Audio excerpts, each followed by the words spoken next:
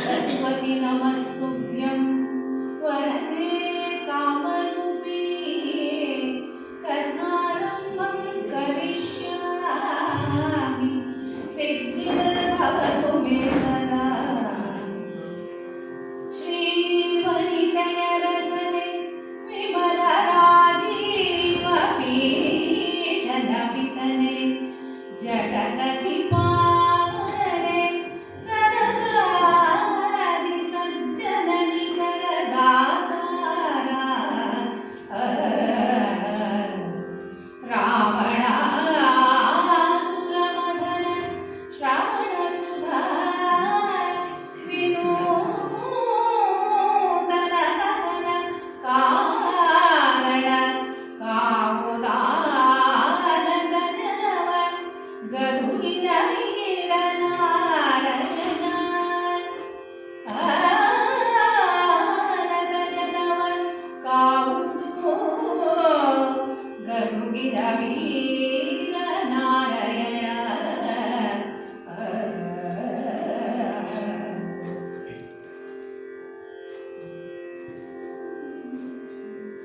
ಭಯಭರಿತ ಭಕ್ತಿಯಲ್ಲಿ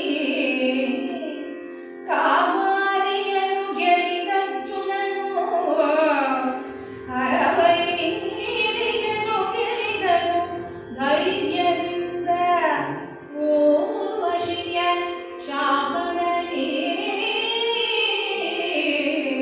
ಭಯಭರಿತ ಭಕ್ತಿಯಲ್ಲಿ ಕಾಮಾರಿಯನು ಗೆಳಿದ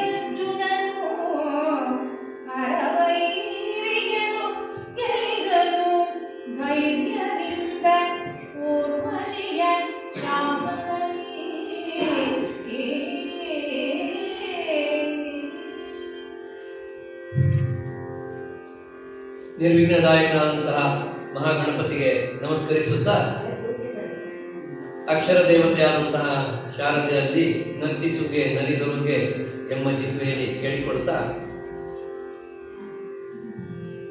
ನಮ್ಮನ್ನು ಸನ್ಮಾರ್ಗದಲ್ಲಿ ಪ್ರವರ್ತಿಸುವಂತಹ ಅಖಂಡ ಗುರು ಪರಂಪರೆಗೆ ಮತ್ತೊಮ್ಮೆ ನಮಸ್ಕರಿಸುತ್ತಾ ಈ ಗಮಕ ಕಾರ್ಯಕ್ರಮವನ್ನು ನಾವು ಆರಂಭಿಸ್ತಾ ಇದ್ದೇವೆ.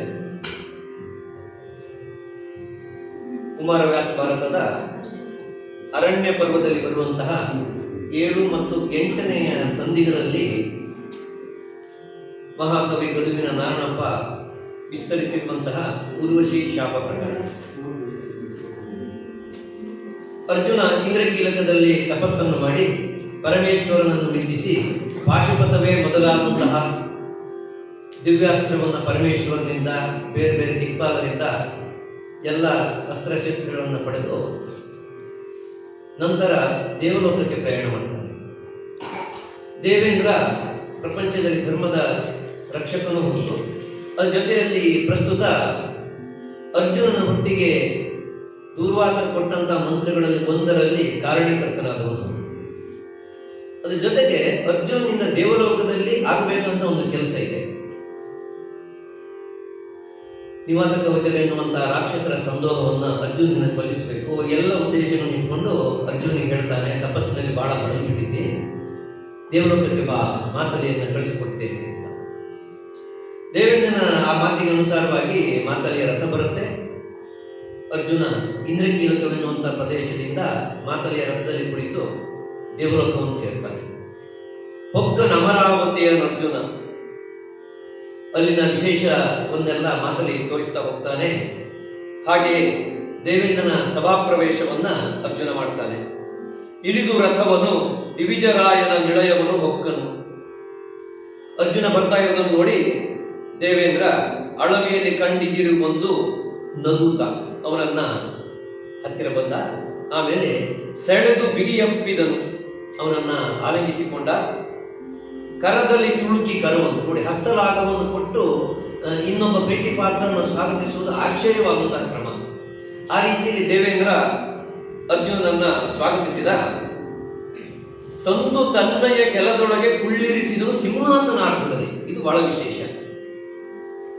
ಕವಿ ನಾರಣಪ್ಪ ಈ ಕಾವ್ಯವನ್ನು 2 ಸಂಧಿಗಳಲ್ಲಿ ವಿಸ್ತರಿಸಿರುವುದು ಬಹಳ ಅದ್ಭುತವಾಗಿದೆ. ಒಂದು ವಾಕ್ಯವನ್ನು ಕೂಡ ಬಿಡೋದು ಬಹಳ ಕಷ್ಟ ಆಗ್ತದೆ. ಒಂದು ಶಬ್ದವನ್ನು ಕೂಡ ಬಿಡೋದು ಕಷ್ಟ ಆಗುತ್ತೆ. ಯಾಕೆಂದ್ರೆ ಪ್ರತಿಯೊಂದು ಶಬ್ದದಲ್ಲಿ ಅಷ್ಟು ವಿಶೇಷವಾದ ಅರ್ಥಗಳು ಇದ್ಬಿಟ್ಟಿದ್ದಾವೆ. ಅರ್ಜುನನ್ನ ಕರೆದುಕೊಂಡು ಬಂದು ಕುಳ್ಳಿರಿಸಿದನು ಸಿಂಹಾಸನಾರ್ಧದಲ್ಲಿ. ಯಾರಾದ್ರೂ ಗಣ್ಯರು ಬಂದ್ರೆ ಮತ್ತೊಂದು ಆಸನವನ್ನು ಕೊಡ್ತಾರೆ, ಅವರು ಯೋಗ್ಯತೆ ಸಮಾನವಾದಂತಹ ಆಸನವನ್ನ. ಆದರೆ ಅರ್ಜುನನಿಗೆ ದೇವೇಂದ್ರ ಅರ್ಧ ಸಿಂಹಾಸನದ ಭಾಗ್ಯವನ್ನು ಕೊಟ್ಬಿಟ್ಟ. ತಾನು ಕುಳಿತಂತಹ ಸಿಂಹಾಸನದಲ್ಲಿ ಪಕ್ಕದ ಕುಳ್ಳಿರಿಸಿಕೊಂಡ. ಮಗನು ಹೌದು, ಅದ್ರ ಜೊತೆಗೆ ಅವನಲ್ಲಿರುವಂತಹ ಮತ್ತೊಂದು ಯೋಗ್ಯತಾ ವಿಶೇಷ ದೇವೇಂದ್ರನಿಗೆ ಗೊತ್ತಿದೆ. ಅದನ್ನು ಕುಮಾರವ್ಯಾಸ ವರ್ಣಿಸ್ತಾನೆ. 100 ಪಶುಗೆಡಹಿಗೆ ಸುರೇಂದ್ರನು ಮಾರುವನು ಗದ್ದುಗೆಯ. 100 ಅಶ್ವಮೇಧ ಯಾಗವನ್ನು ಮಾಡಿ ದೇವೇಂದ್ರ ಸ್ಥಾನವನ್ನು ಅಲಂಕರಿಸಲಿಕ್ಕೆ ಯೋಗ ಬರುತ್ತೆ. ಅರ್ಜುನ ಎಲ್ಲಿ ಅಶ್ವಮೇಧವನ್ನು ಮಾಡ್ದ? ಏನೂ ಮಾಡಲಿಲ್ಲ. ಅವನು ಭಾಗ್ಯ ವಿಶೇಷ ಅಂತ. ಪರಿದೇ ಸೂರ್ಯಗೊಂಡನು ಸುರಪತಿಯ ಸಿಂಹಾಸನವನ್ನು. ಯಾವುದೇ ಅಶ್ವಮೇಧವನ್ನು ಮಾಡದೆ ಕಷ್ಟಪಟ್ಟು 100 ಅಶ್ವಮೇಧ ಯಾಗವನ್ನು ಮಾಡಿ ಆದ್ಮೇಲೆ ಕುಳಿತುಕೊಳ್ಳಬೇಕಾದ ಸಿಂಹಾಸನ ಅರ್ಜುನ ಕುಳಿತುಕೊಂಡ್ಬಿಟ್ಟು ಅವನ ಭಾಗ್ಯ ಅಂತ ಕುಮಾರವ್ಯಾಸ ಬಹಳ ವಿಶೇಷವಾಗಿ ಅದನ್ನ ವರ್ಣಿಸ್ತಾನೆ. 3 ಯುಗದ ಅರಸುಗಳವಳು ಈತಗೆ ತೋರ ಎಣೆಯಿಲ್ಲೇನು. ಅರ್ಜುನಂತಹ ಪುಣ್ಯ ವಿಶೇಷವನ್ನು ಸಂಪಾದನೆ ಮಾಡಿದ್ರೆ 3 ಲೋಕದಲ್ಲಿ ಕೂಡ ಯಾರೂ ಇಲ್ಲ ಅಂತ ಹೇಳಿ ಕುಮಾರವ್ಯಾಸ ಕೊಂಡಾಡುತ್ತಾನೆ.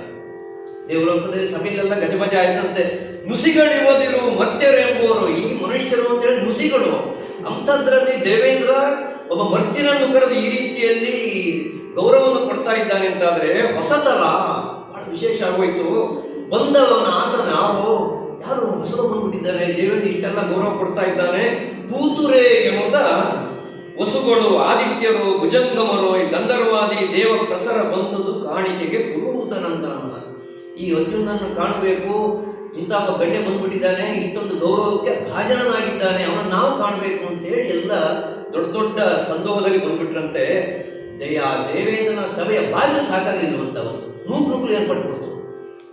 ದೇವೇಂದ್ರನಿಗೆ ಪ್ರೀತಿ ಪಾತ್ರನಾದಂತ ಇವನನ್ನು ನಾವು ನೋಡಬೇಕು ಅಂತ ಹೇಳಿ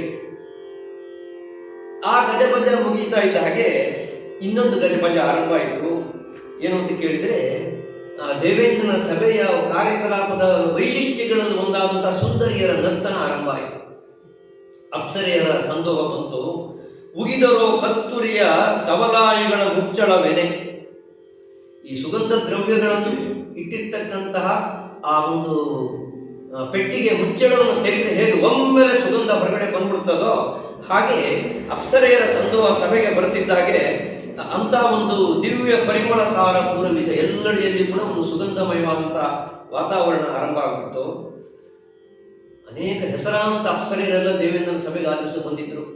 ವರ ತಿಲೋತ್ತಮೆ ರಂಭೆ, ಮುದರಸ್ವರೆ, ಕೃತಾಚಿ, ಸುಕೇಶಿ, ಗೌರೀಶ್ವರಿ, ವರುತಿನಿ, ಪೂರ್ವಚಿತ್ತಿ, ಸುಲೇಖೆ, ಚಿತ್ರರಥಿ, ಹೀಗೆ ಅನೇಕ ನರ್ತಕಿಯರೆಲ್ಲ ಬಂದಿದ್ರು ಅವತ್ತು. ಅದೆಲ್ಲರಿಗಿಂತಲೂ ವಿಶೇಷವಾಗಿ ಅವತ್ತು ಬಂದಿದ್ಯಾವ ಅಂತ ಕೇಳಿದ್ರೆ ಸೌಂದರ್ಯ ನಿಧಿ ಊರ್ವಶಿ ಬಂದಿತ್ತು. ಸಭೆಯಲ್ಲಿ ಸಂಗೀತ, ವಾದ್ಯ, ನರ್ತನ ಇವುಗಳಿಂದ ಒಂದು ಅದ್ಭುತವಾದಂತಹ ರಸದ ಸಂಸ್ಥಾಪನೆಯೇ ಆರಂಭ ಆಗ್ಬಿಡುತ್ತಂತೆ. ಎಲ್ಲರೂ ಆ ನರ್ತನವನ್ನೆಲ್ಲ ನೋಡ್ತಾ ಇದ್ದಾರೆ. ಬಂದಂತ ಅತಿಥಿಯ ಮೇಲೆ ಗಮನ ಇರುವವರು ಈ ಅತಿಥಿಯನ್ನು ನೋಡ್ತಾ ಇದ್ದಾರೆ. ಈ ಕಡೆಯಲ್ಲಿ ಆ ಅಪ್ಸರೆಯರ ನರ್ತನವೇ ಮೊದಲಾದನ್ನು ಅವರೆಲ್ಲ ನೋಡ್ತಾ ಇದ್ದಾರೆ. ಅರ್ಜುನನಿಗೂ ಸ್ವಲ್ಪ ವಿಶೇಷ ಅಂತ ಅನ್ನಿಸ್ತು. ಇದನ್ನೆಲ್ಲ ನೋಡ್ತಾ ಇದ್ದವನು ಅರ್ಜುನ ಏನು ಧೃತಿಗೆಡಲಿಲ್ಲ. ಇನ್ನು ಹೊಸ ವಾತಾವರಣ, ಇಲ್ಲಿ ಏನೋ ನಡೀತಾ ಇದೆ ವಿಶೇಷವಾದ್ದು ಅಂತೇಳಿ ತನ್ನತನವನ್ನು ಅವನು ಕಳ್ಕೊಳ್ಳೋದೇ ಇಲ್ಲ. ಪಾರ್ಥನಿಂದನೂ ಧೈರ್ಯ ಶಿಖರದಲ್ಲಿ ಅವನು ಧೈರ್ಯದಲ್ಲಿಯೇ ಕುಳಿತುಕೊಂಡು ಅಲ್ಲಿ ಏನು ನಡೀತಾ ಇದೆ ವಿದ್ಯಮಾನ ಅದನ್ನೆಲ್ಲ ನೋಡ್ತಾ ಇದ್ದ. ಅದರಲ್ಲಿ ಊರ್ವಶಿ ಇವನ ಗಮನವನ್ನು ಸೆಳೆದು, ಈ ಯುವತಿ ತಾನು ಅವಳು ಕುಸುಮಾಯುಧನ ಖಂಡೆಯವಳ, ಆ ಮನ್ಮಥನ ಕೈಯಲ್ಲಿರುವಂತಹ ಹರಿತವಾದಂತಹ ಆಯುಧವೇ ಇವಳಾಗಿರಬೇಕು ಅಂತ ಹೇಳಿ ಊರ್ವಶಿಯ ಎವೆ ಇಕ್ಕದೆ ನಿರೀಕ್ಷಿಸಿದ. ಬಿಟ್ಟು ಕಣ್ಣನ್ನು ಬಿಟ್ಟ ಹಾಗೆ ನೋಡ್ತಾ ಇದ್ದ.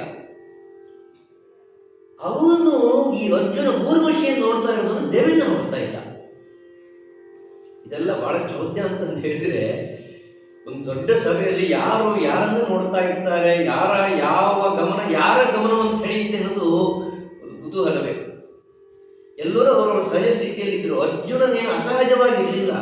ಊರ್ವಶಿಯ ಮೇಲೆ ಅವನಿಗೆ ಸ್ವಲ್ಪ ಕುತೂಹಲವಾಗಿತ್ತು. ಅದಕ್ಕಾಗಿ ಅವನು ನೋಡ್ದ. ಅದನ್ನು ಕುಮಾರವ್ಯಾಸರು ಅದೇ ಅರ್ಥದಲ್ಲಿ ಹೇಳ್ತಾನೆ. ಅನಿಮೇಷ ದೃಷ್ಟಿಯಲ್ಲಿ ಅಂದರೆ ಬಿಟ್ಟು ಕಣ್ಣನ್ನು ಬಿಡದೇ ಇದ್ದಾಗ, ಮುಚ್ಚದೇ ಇದ್ದಾಗ ನೋಡ್ತಾ ಇದ್ದ. ಸರಿ, ದೇವೇಂದ್ರ ನೋಡ್ದ. ದೇವೇಂದ್ರ ನೋಡಿ ಆದ ಮೇಲೆ ಸಭೆಯ ಅಂದಿನ ಕಾರ್ಯಕಲಾಪ ಮುಗಿಯಿತು. ಸಭೆಯ ಕಾರ್ಯಕಲಾಪ ಮುಗಿಯಿತು ಅಂತ ಹೇಳಲಿಕ್ಕೆ ಹರಿದು ಓಲಗವು ಆರತಿಯ ಹರಿವಾಣ ಸುಳಿದುದು ಸಾಲು ಸೊಡರುಗಳ. ಅಂದರೆ ಸಭೆಯ ಕಾರ್ಯಕಲಾಪ ಮುಗಿದಿದ್ದಾಗೆ ಆರತಿ ಬಂತು, ಸರಸಾದ ದೀಪಗಳನ್ನೆಲ್ಲ ಬೆಳಗಿದ್ರು, ಸಭೆ ಮುಗಿಯಿತು. ಅರ್ಜುನನಿಗಾಗಿ ಸಿದ್ಧವಾದಂತಹ ಮತ್ತೊಂದು ಅರಮನೆಗೆ ದೇವೇಂದ್ರ ಅವನನ್ನು ಕರ್ಕೊಂಡು ಬಂದ. ಆರೋಗಿಸಿದ ಇಬ್ಬರು ಸಮೇಳದಲ್ಲಿತ್ತು. ಆ ಗಣ್ಯ ಅತಿಥಿಯ ಜೊತೆಯಲ್ಲಿ ತಾನು ಇದ್ದು ಆ ಔತಣ ಕೂಟವನ್ನು ಕೊಟ್ಟ. ಇಬ್ಬರು ಒಂದಾಗಿ ಭೋಜನವನ್ನು ಸವಿದರು. ಆಮೇಲೆ ಬೇರೊಂದು ಅರಮನೆಗೆ ಕಳುಹಿಸಿದನು ಪವಡಿಸುವಡೆ ನಿಜಾತ್ಮಜ. ತನ್ನ ಮಗನಾದ ಅರ್ಜುನನನ್ನ ಮತ್ತೊಂದು ಅರಮನೆಗೆ ರಾತ್ರಿಯನ್ನು ಕಳೆಯುವ ಸಲುವಾಗಿ ಅಂದರೆ ವಿಶ್ರಾಂತಿಗಾಗಿ ಅವನನ್ನು ಕಳಿಸಿಕೊಟ್ಟವನೇ ಮುಂದಿನ ವಿದ್ಯಮಾನವನ್ನು ತನ್ನ ಮನಸ್ಸಿನಲ್ಲಿ ಯೋಚನೆ ಮಾಡಿ ಸುರಪನಿತ್ತಲು ಚಿತ್ರಸೇನನ್ನು ಕರೆಸಿದನು. ಅಂದರೆ ಆ ಏನು ಅಪ್ಸರೆಯರ ತಂಡ ಇದೆಯಲ್ಲ, ಗೀತ, ವಾದ್ಯ, ನೃತ್ಯ ಇತ್ಯಾದಿಗಳನ್ನು ತೊಡಗಿಕೊಂಡಿರ್ತದೆ, ಅವರಿಗೆ ಮುಖಂಡ ಚಿತ್ರಸೇನ. ಆ ಚಿತ್ರಸೇನನ್ನ ತನ್ನ ಅರಮನೆಗೆ ಕರೆಸಿಕೊಂಡ. ಅವನಲ್ಲಿ ಆಗಬೇಕಾದಂತಹ ಕಾರ್ಯವನ್ನು ಹೇಳಿದ. ಅದಕ್ಕೆ ಅನುಸಾರವಾಗಿ ಈ ಚಿತ್ರಸೇನ ಊರ್ವಶಿಯ ಅರಮನೆಯ ಬಾಗಿಲಿಗೆ ಬಂದ. ಊರ್ವಶಿಯ ಅರಮನೆಯ ಬಾಗಿಲಿಗೆ ಚಿತ್ರಸೇನ ಬರ್ತಿದ್ದ ಹಾಗೆ ಆ ಊರ್ವಶಿಯ ಅರಮನೆಯ ಬಾಗಿಲಿನಲ್ಲಿರುವಂತಹ ದೂತಿ ಒಳಗೆ ಬಂದು ಊರ್ವಶಿಯಲ್ಲಿ ಹೇಳುವಲ್ಲಿಂದ ಈ ಊರ್ವಶಿ ಶಾಪ ಪ್ರಕರಣ ಆರಂಭ ಆಗ್ತದೆ. ತಾಯೆ ಚಿತ್ತೈಸು ಅರಮನೆಯ ಸೂಳಾಯಿತನು ಬಂದೈದನೆನೆ ಕಮಲಾಯ ತಾಂಬತಿ ಚಿತ್ರಸೇನನ ಕರೆಸಿದಳು ನಗುತ್ತಾ.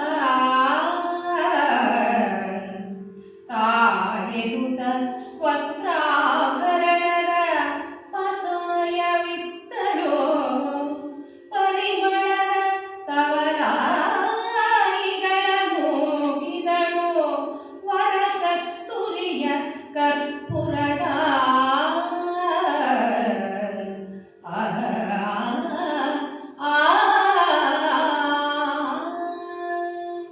ದೂತಿ ಬಂದು ಹೇಳಿದ್ದು ಊರ್ವಶಿಗೆ, ತಾಯ ಚಿತ್ತೈಸು ಅರಮನೆಯ ಸೂಳಾಯಿತನು ಬಂದು ಐದನೇ.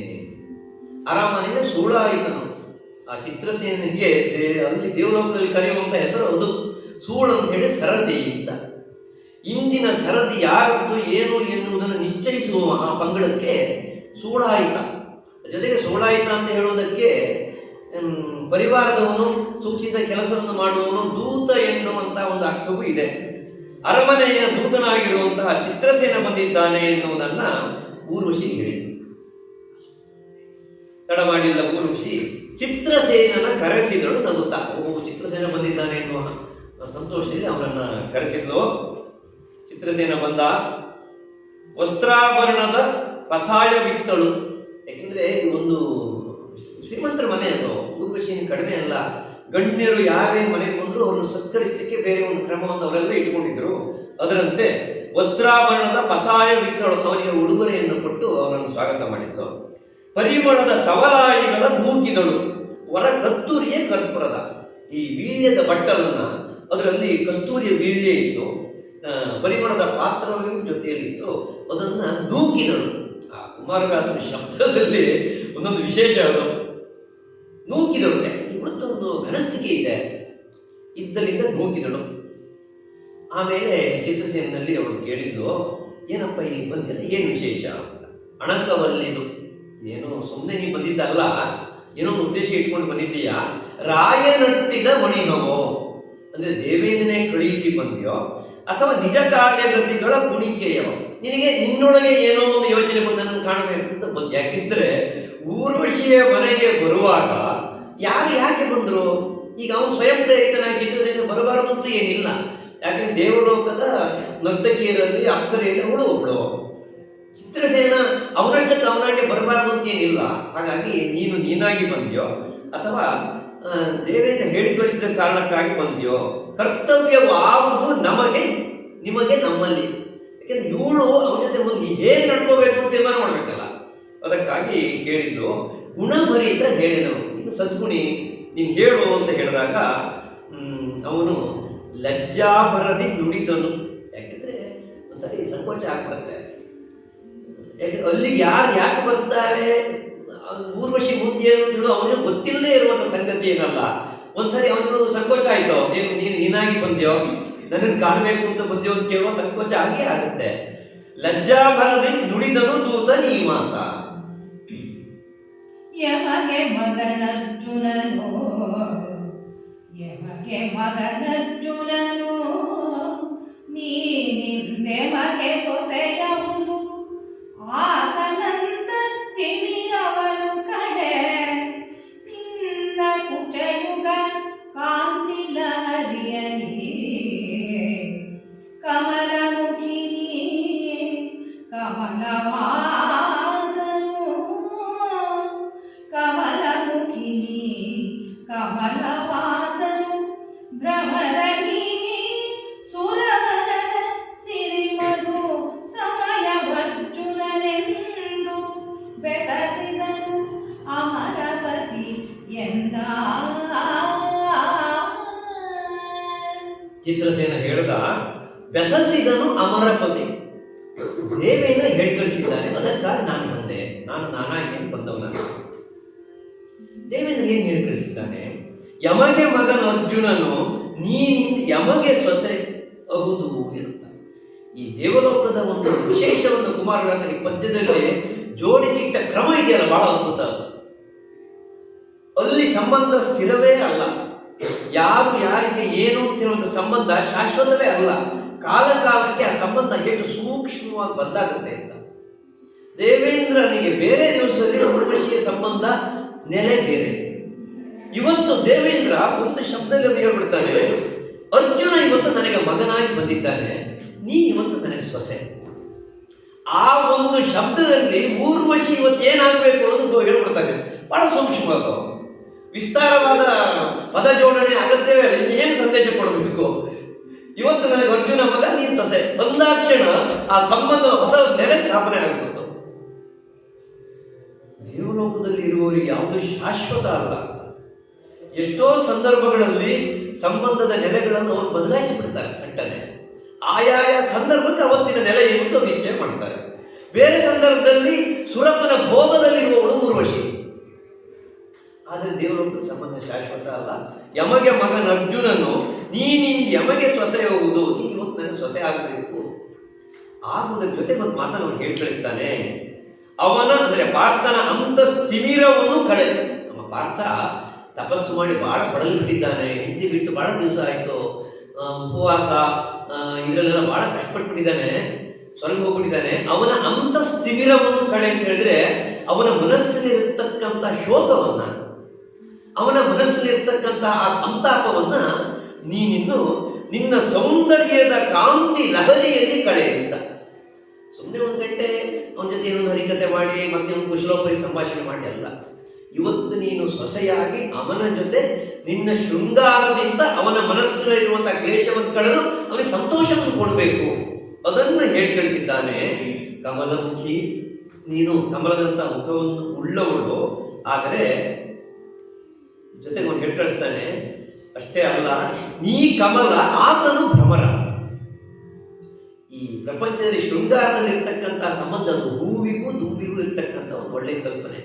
ಇವತ್ತು ನೀನು ಕಮಲ, ಅರ್ಜುನನೇ ಭ್ರಮರ. ನೀ ಸುರವನ, ಈ ದೇವಲೋಕದ ಸುರವನ ನೀನಾದರೆ ಮಧು ಸಮಯ ಅರ್ಜುನ. ಇವತ್ತು ಈ ಸುರವನಕ್ಕೆ ಶೃಂಗಾರ ಒದಗಿದಂಥ ಸಂದರ್ಭ, ಅರ್ಜುನೇ ಶೃಂಗಾರ ಸಮಯ. ನೀನೆಂಬಂತಹ ಸುರವನಕ್ಕೆ ಅರ್ಜುನ ಇವತ್ತು ಶೃಂಗಾರ ಸಮಯವಾಗಿ ಬಂದಿದ್ದಾನೆ. ಈ ರೀತಿಯಾಗಿ ನೀನು ನಡ್ಕೊಳ್ಬೇಕು ಅಂತ ಅರ್ಜುನ ಹೇಳಿ ಕಳಿಸಿದ್ದಾನೆ ಅಂತ ಅಂದ್ಬಿಟ್ಟ. ಚಿತ್ರಸೇನಿಗೂ ಇದೇನು ಹೊಸ್ತಲ್ಲ. ಯಾಕೆಂದ್ರೆ ದೇವೇಂದ್ರನ ಸೂಚನೆಯನ್ನು ನೋಡ್ಕೊಂಡು ಇವತ್ತು ಯಾರನ್ನ ಎಲ್ಲಿ ಕಳಿಸಬೇಕು ಅಂತ ಹೇಳೋದು ಊರ್ವಶಿಗೂ ಹೊಸದೇನಲ್ಲ. ಬಹುಶಃ ಇಂಥದ್ದು ಬೇರೆ ಬೇರೆ ಅನುಭವಗಳು ಸಂದರ್ಭಗಳು ಬರ್ತಿರುತ್ತೆ. ಆದರೆ ಈ ಸೂಕ್ಷ್ಮವನ್ನ ಕುಮಾರವ್ಯಾಸ ಕವಿ ಹೇಳಿದ್ದು ಬಹಳ ಚಂದ. ಒಂದು ವಾಕ್ಯದಲ್ಲಿ ಹೇಳಿಬಿಟ್ಟ. ಇದನ್ನು ಕೇಳುತ್ತಾ ಊರ್ವಶಿ ಕೇಳುತ್ತವೆ ರೋಮಾಂಚ ಲಜ್ಜೆಯ ಜೋಡಿಗೆದ್ದುದು, ಕೇಳುತ್ತವೆ ರೋಮಾಂಚ ಲಜ್ಜೆಯ ಜೋಡಿಗೆದ್ದುದು, ಜೋಂಪಿಸಿತು ಪುಳಗಾಳಿ ಭಯವನ್ನು ಪಂಟಿಸಿದುದು, ಅನುರಾಗದ ವಿಮಾನ ಮೇಲೆ ಮೇಲಭಿಲಾಷೆ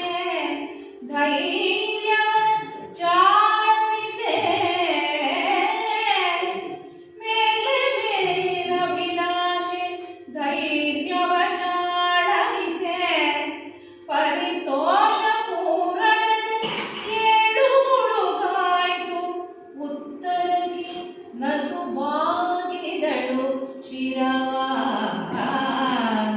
ಉತ್ತರಕ್ಕೆ ನಸು ಬಾಗಿದಳು ಶಿರವ. ಆ ಸಂದೇಶವನ್ನು ಕೇಳಿ ಊರ್ವಶಿಗೆ ರೋಮಾಂಚನವಾಯಿತು. ಯಾಕೆಂದ್ರೆ ಅರ್ಜುನನ ಆಗಮನವನ್ನು ದೇವಲೋಕದವರು ಕಂಡದ್ದು ಸ್ವಾಗತಿಸಿದ್ದಾಗಿದೆ. ನೂಕು ಅರ್ಜುನನ ಕಾಣಲಿಕ್ಕೆ. ಯಾಕೆಂದ್ರೆ ಅರ್ಜುನ ಪರಾಕ್ರಮಿ, ಅರ್ಜುನ ಸ್ಫುರದ್ರೂಪಿ, ಎಲ್ಲರ ಕುತೂಹಲಕ್ಕೆ ವಿಷಯವಾಗಿರುವವನು. ಹೊಸ ಸಂಗತಿ ದೇವಲೋಕಕ್ಕೆ ಅರ್ಜುನ. ಆ ಹೊಸ ಸಂಗತಿ ಊರ್ವಶಿಗೆ ಸಿಕ್ಕಿಬಿಟ್ಟಿದೆ.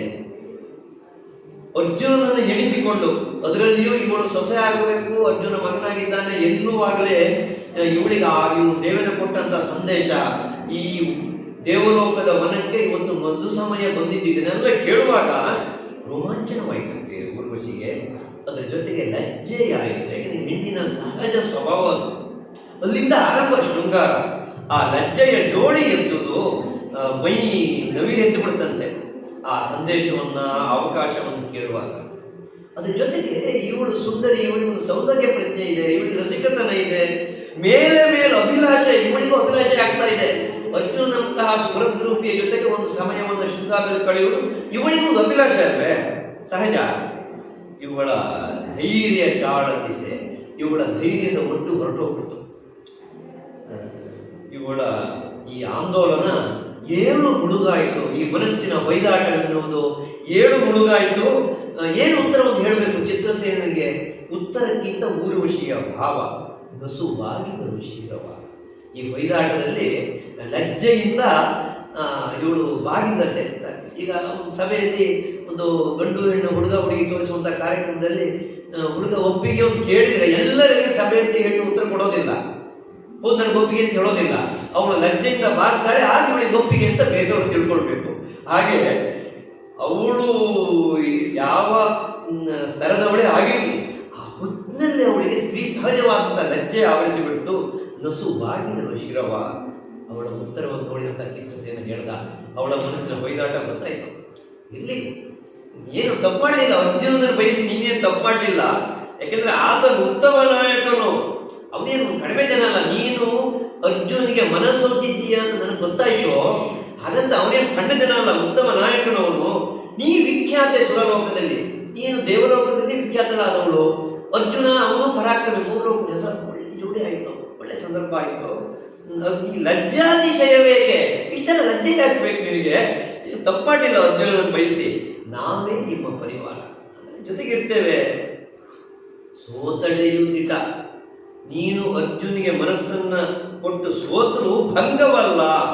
ಯಾಕೆಂದ್ರೆ ಯಯಾತಿ ನೃಪರೊಳಗೆ ಈತನು, ಆ ಯಯಾತಿಯ ಪರಂಪರೆಯಲ್ಲಿ ಹುಟ್ಟಿ ಬಂದವನು, ಇವನು ಬಹಳ ಶ್ರೇಷ್ಠನಿದ್ದಾನೆ ಅಂತ ಹೇಳಿ ಊರ್ವಶಿಯ ಮನಸ್ಸಿನ ಭಾವನೆಯನ್ನು ಅರ್ಥ ಮಾಡಿಕೊಂಡು ಚಿತ್ರಸೇನ ಹೇಳ್ದ. ಹಾಗಂತ ಊರ್ವಶಿ ತೋರಿಸ್ಕೊಳ್ಳಿಕ್ಕೆ ಬರ್ತದೆ ತಾನು ಮನಸ್ಸು ಹೊತ್ತಿದ್ದೇನೆ ಅಂತ.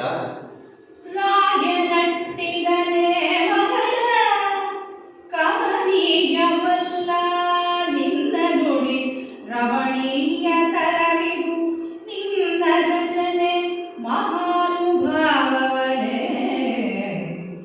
ಆಯಿತಿದು ನೀ ಹೋಗೆನುತ್ತಲೇ, ಆಯಿತಿದು ನೀ ಹೋಗೆನುತ್ತಲೇ, ಅಬುಜಾಯದಾಕ್ಷಿ ಮಹೋತ್ಸವದಿ ನಾರಾಯಣನ ಮೈದುನನ ಬರೆದಳು, ನಾರಾಯಣನ ಮೈದುನನ ಬರೆದಳು ಚಿತ್ತಬಿತ್ತಿಯಲಿ.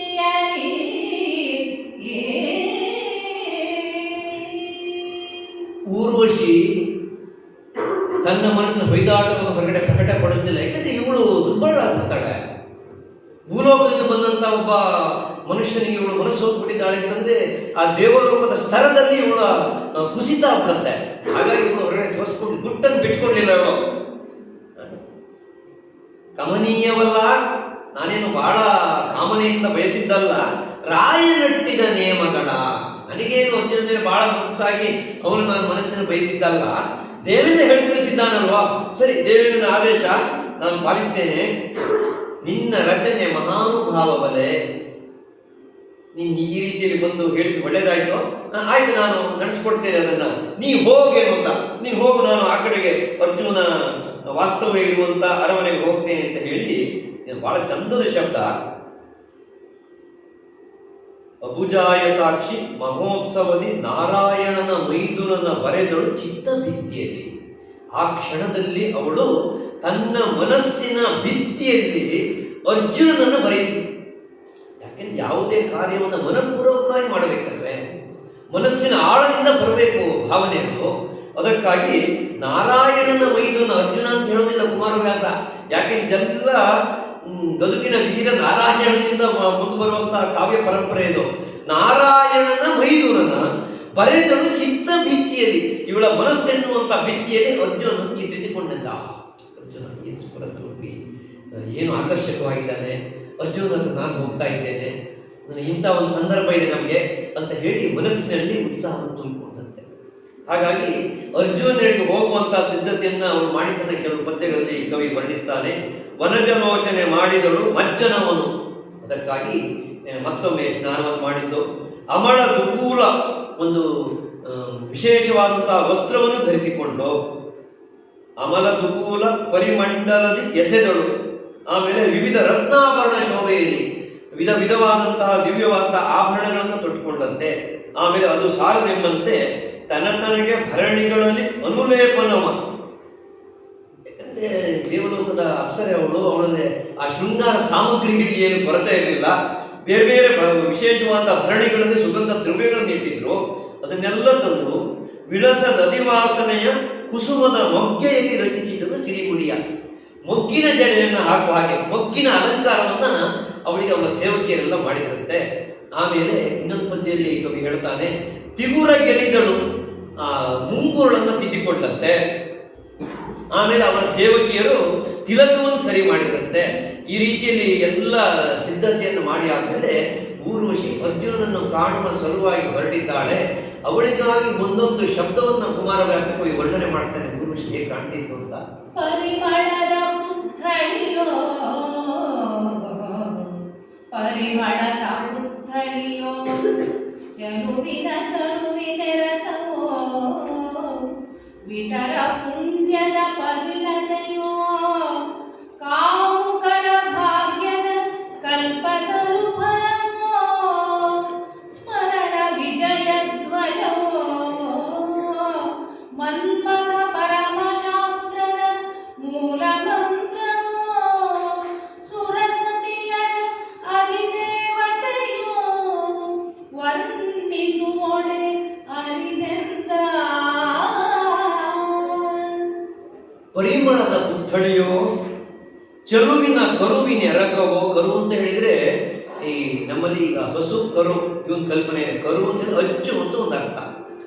ನಾವು ಬಳಸೋದಾದ್ರೂ ಆ ಹಸುವಿನ ಕರು ಅಂದ್ರೆ ಹಸುವಿನ ಅಚ್ಚು ಇದು ಅಂತ ಅದರಾಗೆ ಕಾಣ್ತದೆ ಅಂತ. ಹಾಗೆ ಪರಿಮಳದ ಪುತ್ಥಳಿಯೋ, ಕೇವಲ ಪುತ್ಥಳಿಯಾದ ಪರಿಮಳ ಇರೋದಿಲ್ಲ, ಚಲನೆ ಇರೋದಿಲ್ಲ. ಚೆಲುವಿನ ಕರುವಿನ ಎರಕವೋ, ಆಮೇಲೆ ಕಾಮುಕರ ಭಾಗ್ಯದ ಕಲ್ಪತರು ಫಲವೋ. ಯಾಕಾದ್ರೂ ಮನಸ್ಸಿನಲ್ಲಿ ಬಯಕೆಯನ್ನು ಇಟ್ಟುಕೊಂಡು ಬೇಕು ಎನ್ನುವಂತಹ ಕಲ್ಪವೃಕ್ಷದ ಸಮ್ಮುಖದಲ್ಲಿ ಹೋಗಿ ಪಡೆದ ಫಲವೋ. ಇದಕ್ಕಿಂತ ಇನ್ನೊಂದು ದಿವ್ಯವಾದಂತಹ ಫಲ ಶೃಂಗಾರದಲ್ಲಿ ಇರಲಿಕ್ಕೆ ಸಾಧ್ಯ ಇಲ್ಲ. ಸ್ಮರಣ ವಿಜಯ ಧ್ವಜವೋ. ಯಾಕೆಂದ್ರೆ ಮನ್ಮಥ ಅಂತ ಹೇಳಿದ್ರೆ ಪರಮ ಸುಂದರ. ಆ ಮನ್ಮಥನ ವಿಜಯ ಧ್ವಜವೋ, ಮನ್ಮಥ ಸಾಧಿಸಿದಂತಹ ವಿಜಯಕ್ಕಾಗಿ ಅವನು ಸ್ಥಾಪಿಸಿದಂತಹ ಧ್ವಜವೋ ಇದು. ಅಥವಾ ಮನ್ಮಥ ಪರಮಶಾಸ್ತ್ರದ ಮೂಲ ಮಂತ್ರವೋ. ಯಾಕಂದ್ರೆ ಈ ಮೂಲ ಮಂತ್ರ ಅಂದ್ರೆ ಅತ್ಯಂತ ಶಕ್ತಿಶಾಲಿ ಆಗ್ತವೆ, ಅದಕ್ಕೆ ಹಿನ್ನಡೆ ಇಲ್ಲ, ಅದಕ್ಕೆ ಸೋಲಿಲ್ಲ. ಆ ಮನ್ಮಥನ ಮೂಲ ಮಂತ್ರವೋ, ಸುರಸತೆಯ ಅಧಿದೇವತೆಯೋ. ದೇವಲೋಕದಲ್ಲಿರ್ತಕ್ಕಂತಹ ಎಲ್ಲ ಸ್ತ್ರೀಯರಿಗೂ ಇವಳೆ ಅಧಿದೇವತೆಯೋ. ವರ್ಣಿಸುವಡೆ ಅರಿದೆಂದ, ಅವಳನ್ನು ಬಣ್ಣಿಸಲಿಕ್ಕೆ ಸಾಧ್ಯವಿಲ್ಲ ಅಂತ ಹೇಳಿ ಮೂರ್ನಾಲ್ಕು ಪದ್ಯಗಳಲ್ಲಿ ಅವಳನ್ನ ವರ್ಣನೆ ಮಾಡ್ತಾನೆ. ಆ ಊರ್ವಶಿಯ ಜೊತೆಯಲ್ಲಿ ಸಾವಿರಾರು ಜನ ಸೇವಕಿಯರು ಜೊತೆ ಕೂಡಿಕೊಂಡು ಬರ್ತಾ ಇದ್ದಾರೆ. ಅವರೆಲ್ಲ ಹಾಗೆ ಬರ್ತಾ ಇದ್ದಾರಲ್ಲ, ಆ ಊರ್ವಶಿಯ ಯೋಗ್ಯತೆ ಏನು ದೇವಲೋಕದಲ್ಲಿ? ಎಲ್ಲರಿಗೂ ಅವಳನ್ನು ನೋಡ್ಲಿಕ್ಕೆ ಕಾಣಲಿಕ್ಕೆಲ್ಲ ಸಾಧ್ಯವೇ? ಅದನ್ನು ಹೇಳ್ತಾನೆ. ತುರಗ ಮೇಧದ ರಾಜಸೂಯದ ವರ ಮಹಾಕ್ರತುಕಾರನು, ಈಕೆಯ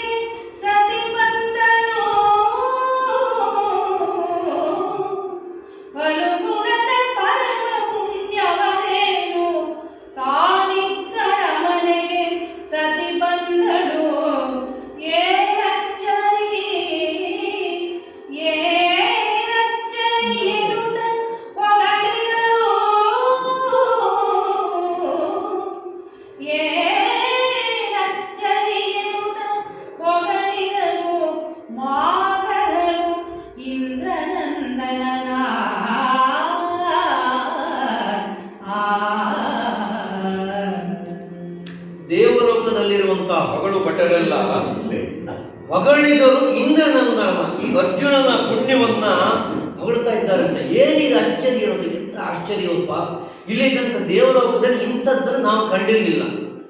ಇದೇನು ನಂಬಲಿಕ್ಕೆ ಬಹುದಾದಂಥ ಸಂಗತಿಯೇ?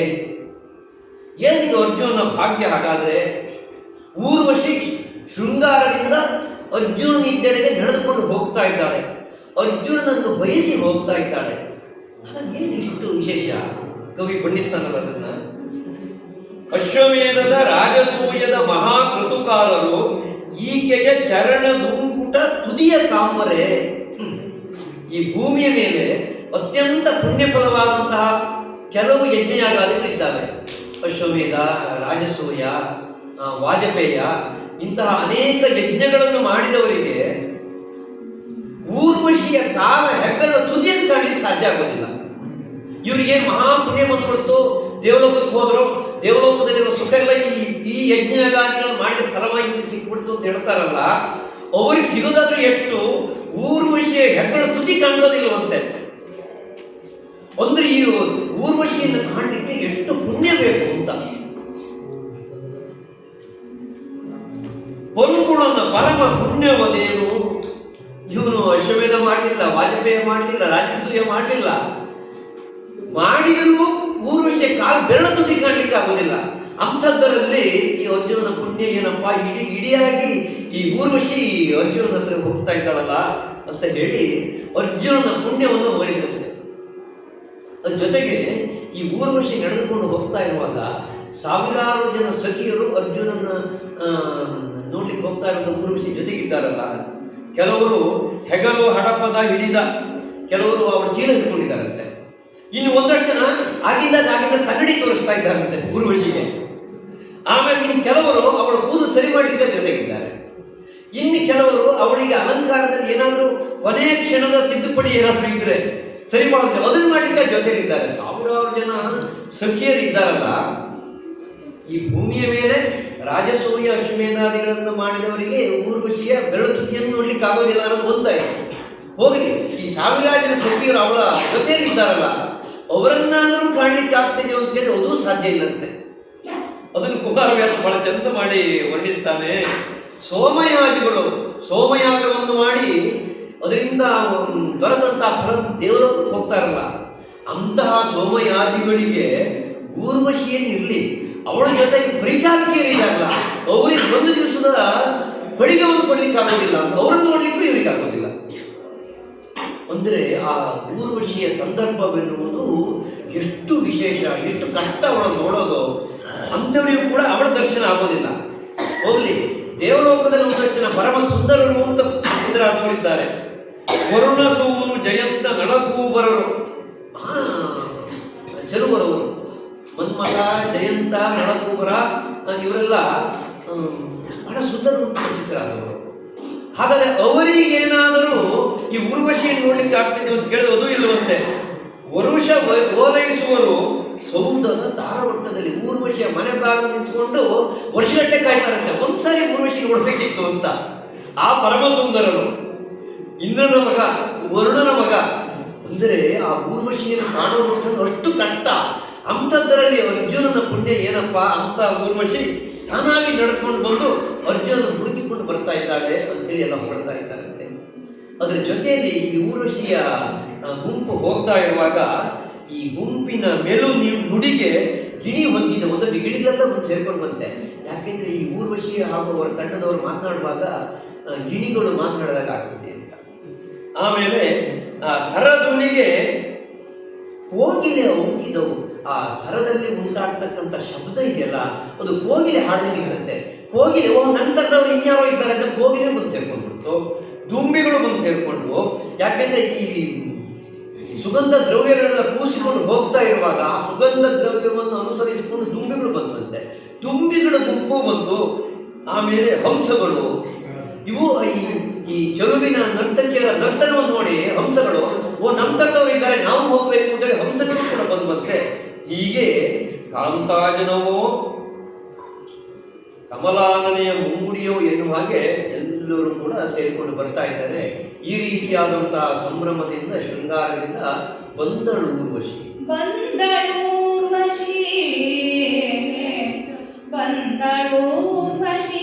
ಬಳ್ಳಿ ವಿಂಚಿನ ಮಂದಿಯಲಿ ಮುರಿದಿಳಿವ ಮರಿ ಮುಗಿಲಂದದಲ್ಲಿ ದಂಡಿಗೆಯಲಿಳಿದಳು ರಾಜಭವನದಲ್ಲಿ ಮುಂದೆ ಪಾಯವಧಾರು ಸತಿಯರ ಸಂದಣಿಯ ಸಿಂಜಾರವದ ಸೊಗಸಿಂದ ಶಬ್ದ ಬ್ರಹ್ಮ ಸೋದುದು ಶಬ್ದ ಬ್ರಹ್ಮ ಸೋದುದು ಸೊರಹರೆಂದ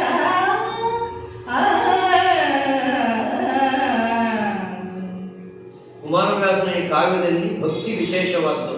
ತಿಳಿಯೇ ಹೇಳುವೆ ಕೃಷ್ಣ ಕಥೆಯನ್ನು. ಆದರೆ ಶೃಂಗಾರಕ್ಕೆ ಅಂತ ಆಯ್ದುಕೊಂಡದ್ದು ಎರಡು ಸಂದರ್ಭ. ಒಂದು ದ್ರೌಪದಿ ಸ್ವಯಂವರದಲ್ಲಿ ದ್ರೌಪದಿಯನ್ನು ವರ್ಣಿಸುವುದು, ಇನ್ನೊಂದು ಈ ಊರ್ವಶಿ ಶಾಪ ಪ್ರಕರಣದಲ್ಲಿ ಊರ್ವಶಿಯನ್ನು ವರ್ಣಿಸುವುದು. ಉಳಿದಂತೆ ಭಕ್ತಿ ಹಾಗೂ ವೀರರಸದಲ್ಲಿ ಕುಮಾರವ್ಯಾಸ ಸಾಗಿಬಿಡ್ತಾನೆ. ಇಲ್ಲಿ ಬಂದಳು ಊರ್ವಶಿ. ಆ ಊರ್ವಶಿ ಬರ್ತಾ ಇರುವ ಚಂದ, ಸಾವಿರಾರು ಜನ ಸುಂದರಿಯರಾದಂತಹ ಸಖಿಯರನ್ನು ಹೇಗೆ ಕಾಣ್ತಾ ಇದೆ ಅಂತಂದ್ರೆ, ಬಳ್ಳಿ ಮಿಂಚಿನ ಮಂದಿಯಲ್ಲಿ ಮುರಿದಿಳಿಯುವ ಮರಿ ಮುಗಿಲಂತದಲ್ಲಿ. ಈ ಮೋಡ ಸುಂದರವಾಗಿ ಕಾಣಬೇಕಾದ್ರೆ ಈ ಬಳ್ಳಿ ಮಿಂಚಿರಬೇಕು. ಆ ಬಳ್ಳಿ ಮಿಂಚಿನ ಪ್ರಭೆಯಲ್ಲಿ ಸುಂದರವಾದ ಮೋಡ ಕಾಣಿಸುತ್ತೆ. ಬರೀ ಕಪ್ಪು ಮೋಡಗಳೇ ತುಂಬಿಕೊಂಡಿದ್ರೆ ಆಕಾಶದಲ್ಲಿ ಮೋಡ ಚಂದವೇ ಅಲ್ಲ. ಮೋಡ ಚಂದವಾಗುವುದು ಪಕ್ಕದಲ್ಲಿ ಬಳ್ಳಿ ಮಿಂಚಿದ್ದಾಗ. ಈ ಪಕ್ಕದಲ್ಲಿ ಜೊತೆಗಿರ್ತಕ್ಕಂಥ ಪರಿಚಾರಕರು ಅಷ್ಟು ಪರಮ ಸುಂದರಿಯರಾಗಿದ್ದಾರೆ. ಅವರ ಸೌಂದರ್ಯ ಪ್ರಭೆಯಲ್ಲಿ ಆಕಾಶದಿಂದ ಕೆಳಗೆ ಒಂದು ದಿವ್ಯವಾದಂತಹ ಮೋಡ ಇಳಿದು ಬರುವ ಹಾಗೆ ಊರ್ವಶಿ ಬಂದು ದಂಡಿಗೆ ಇಳಿದಳು. ಅರ್ಜುನದಿರುವಂತಹ ರಾಜಭವನದ ಮುಂದೆ ಬಂದು ದಂಡಿಗೆ ಇಳಿದಳು. ಅವಳು ಪಲ್ಲಕ್ಕಿಯಿಂದ ಇಳಿದದ್ದು ಆಕಾಶದಿಂದ ಮುಗಿಲಿಳಿದ ಹಾಗಾಯಿತು ಅಂತ ಹೇಳಿ ಕುಮಾರವ್ಯಾಸ ವರ್ಣಿಸ್ತಾನೆ. ಮುಂದೆ ಪಾಯವಧಾರು ಸತಿಯರ ಸಂದಣಿಯ ಸಿಂಜಾರವದ ಸೊಗಸಿಂದ. ಅವರು ಸಖಿಯರಿದ್ದಾರಲ್ಲ, ಅವರಿಗೆಲ್ಲ ಈ ಊರ್ವಶಿಯನ್ನು ಸೇರಿಸೋದೇ ಕೆಲಸ. ಅಮ್ಮ ನಿಧಾನ ನಿಧಾನ ಹೋಗಿ, ಯಾಕೆಂದ್ರೆ ಸೌಂದರ್ಯದ ರಥ ಹೋಗ್ತಾ ಇದೆ. ಹಾಗಾಗಿ ತಾವು ಹೆಚ್ಚೆಚ್ಚು ಊರ್ವಶಿ ಪ್ರಿಯವಾಗಬೇಕೆನ್ನುವ ಕಾರಣಕ್ಕಾಗಿ ಪಾಯವಧಾರು ನಿಧಾನ ಹೋಗಿ ಅಂತ ಆ ಸಖಿಯರೆಲ್ಲ ಹೇಳ್ತಾ ಇದ್ದಾರಲ್ಲ. ಸಿಂಜಾರವದ ಶ್ರುತಿಬದ್ಧವಾದಂತಹ ಆ ಸ್ವರದಲ್ಲಿ ಏನು ಅದ್ಭುತವಾಗಿ ಕುಮಾರವ್ಯಾಸ ಹೇಳ್ಬಿಡ್ತಾನೆ, ಶಬ್ದ ಬ್ರಹ್ಮ ಸೋತುದು. ಶಬ್ದ ಬ್ರಹ್ಮ ನಿಜವಾಗಿಯೂ. ಮತ್ತೆ ಬ್ರಹ್ಮವನ್ನು ವರ್ಣಿಸುವುದಕ್ಕಾಗಿ ಒಂದು ಶಬ್ದ. ಆದರೆ ಈ ಸೌಂದರ್ಯದೆದುರು ಬ್ರಹ್ಮವನ್ನು ವರ್ಣಿಸುವ ಶಬ್ದವೂ ಹೋಯಿತು, ಶಬ್ದ ಬ್ರಹ್ಮವೂ ಹೋಯಿತು ಅಂತ ಹೇಳಿದ್ರೆ ಶಬ್ದದ ಮಿತಿಯನ್ನು ಮೀರಿ ಬಿಡುತ್ತು ಅಂತ. ಶಬ್ದದಲ್ಲಿ ಆ ಶೃಂಗಾರವನ್ನು ಇನ್ನು ಹಿಡಿದಿಟ್ಟಕ್ಕೆ ಆಗೋದಿಲ್ಲ. ಶಬ್ದ ಬ್ರಹ್ಮ ಇದ್ಯಾವುದು ಹೊರುವುದು ಉಂಟೆ. ಹಾಗೆ ಅಂದರೆ ಮುಂದಿನದೆಲ್ಲ ಭಾವಕ್ಕೆ ಸಂದ ವಿಷಯ. ಶಬ್ದ ಬ್ರಹ್ಮ ಸೋತುದು ಅಂತ ಕವಿ ಹೇಳಿಬಿಟ್ಟ. ಅಂದ್ರೆ ಇವನು ಶೃಂಗಾರದ ವರ್ಣನೆ ನಿಲ್ಲಿಸ್ತಾ ಇದ್ದಾನೆ ಅಂತ. ಶಬ್ದ ಬ್ರಹ್ಮ ಸೋತುದು, ಇವನಲ್ಲಿರ್ತಕ್ಕಂಥ ಶಬ್ದದ ಭಂಡಾರ ಶೃಂಗಾರವನ್ನು ವರ್ಣಿಸುವುದಕ್ಕೆ ಸಾಕಾಗದೆ ಹೋಯಿತು. ಹಾಗಾಗಿ ವರ್ಣನೆಯನ್ನು ಕೈಬಿಟ್ಟ, ಬಾಗಿಲಿನಲ್ಲಿ ನಿಂತು ಬೇರೆ.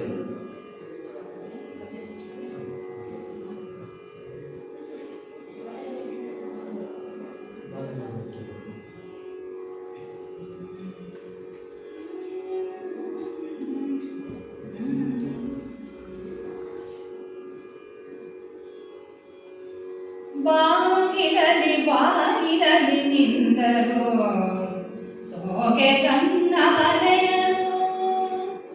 ಬಾಗಿಲಲಿ ನಿಂದರು ಸೋಗೆ ಕಣ್ಣ ಬರೆಯರು. ಸಜ್ಜೆಯ ಬಾಗಿಲಲಿ ಚಾಮರದ ಹಡಪದ ಚಪಲೆಯರು ಸಹಿತ. ಆಗರುವೆ ಮಕ್ಕಳು ಮಾಹಿಯ ಭೋಗದಲ್ಪದ ಹರಿಯೊಲಿಯ ಶತಯಾಗ ಸುತನನು ಕಂಡಳಂದರೆ. ಮಾಹಿಯ ಭೋಗದಲ್ಪದ ಹರಿಯೊಲಿಯ ಶತಯಾಗ ಸುತನನು ಕಂಡಳಂದರೆ. ಮಣಿಯ ಮಂಚದಲ್ಲಿ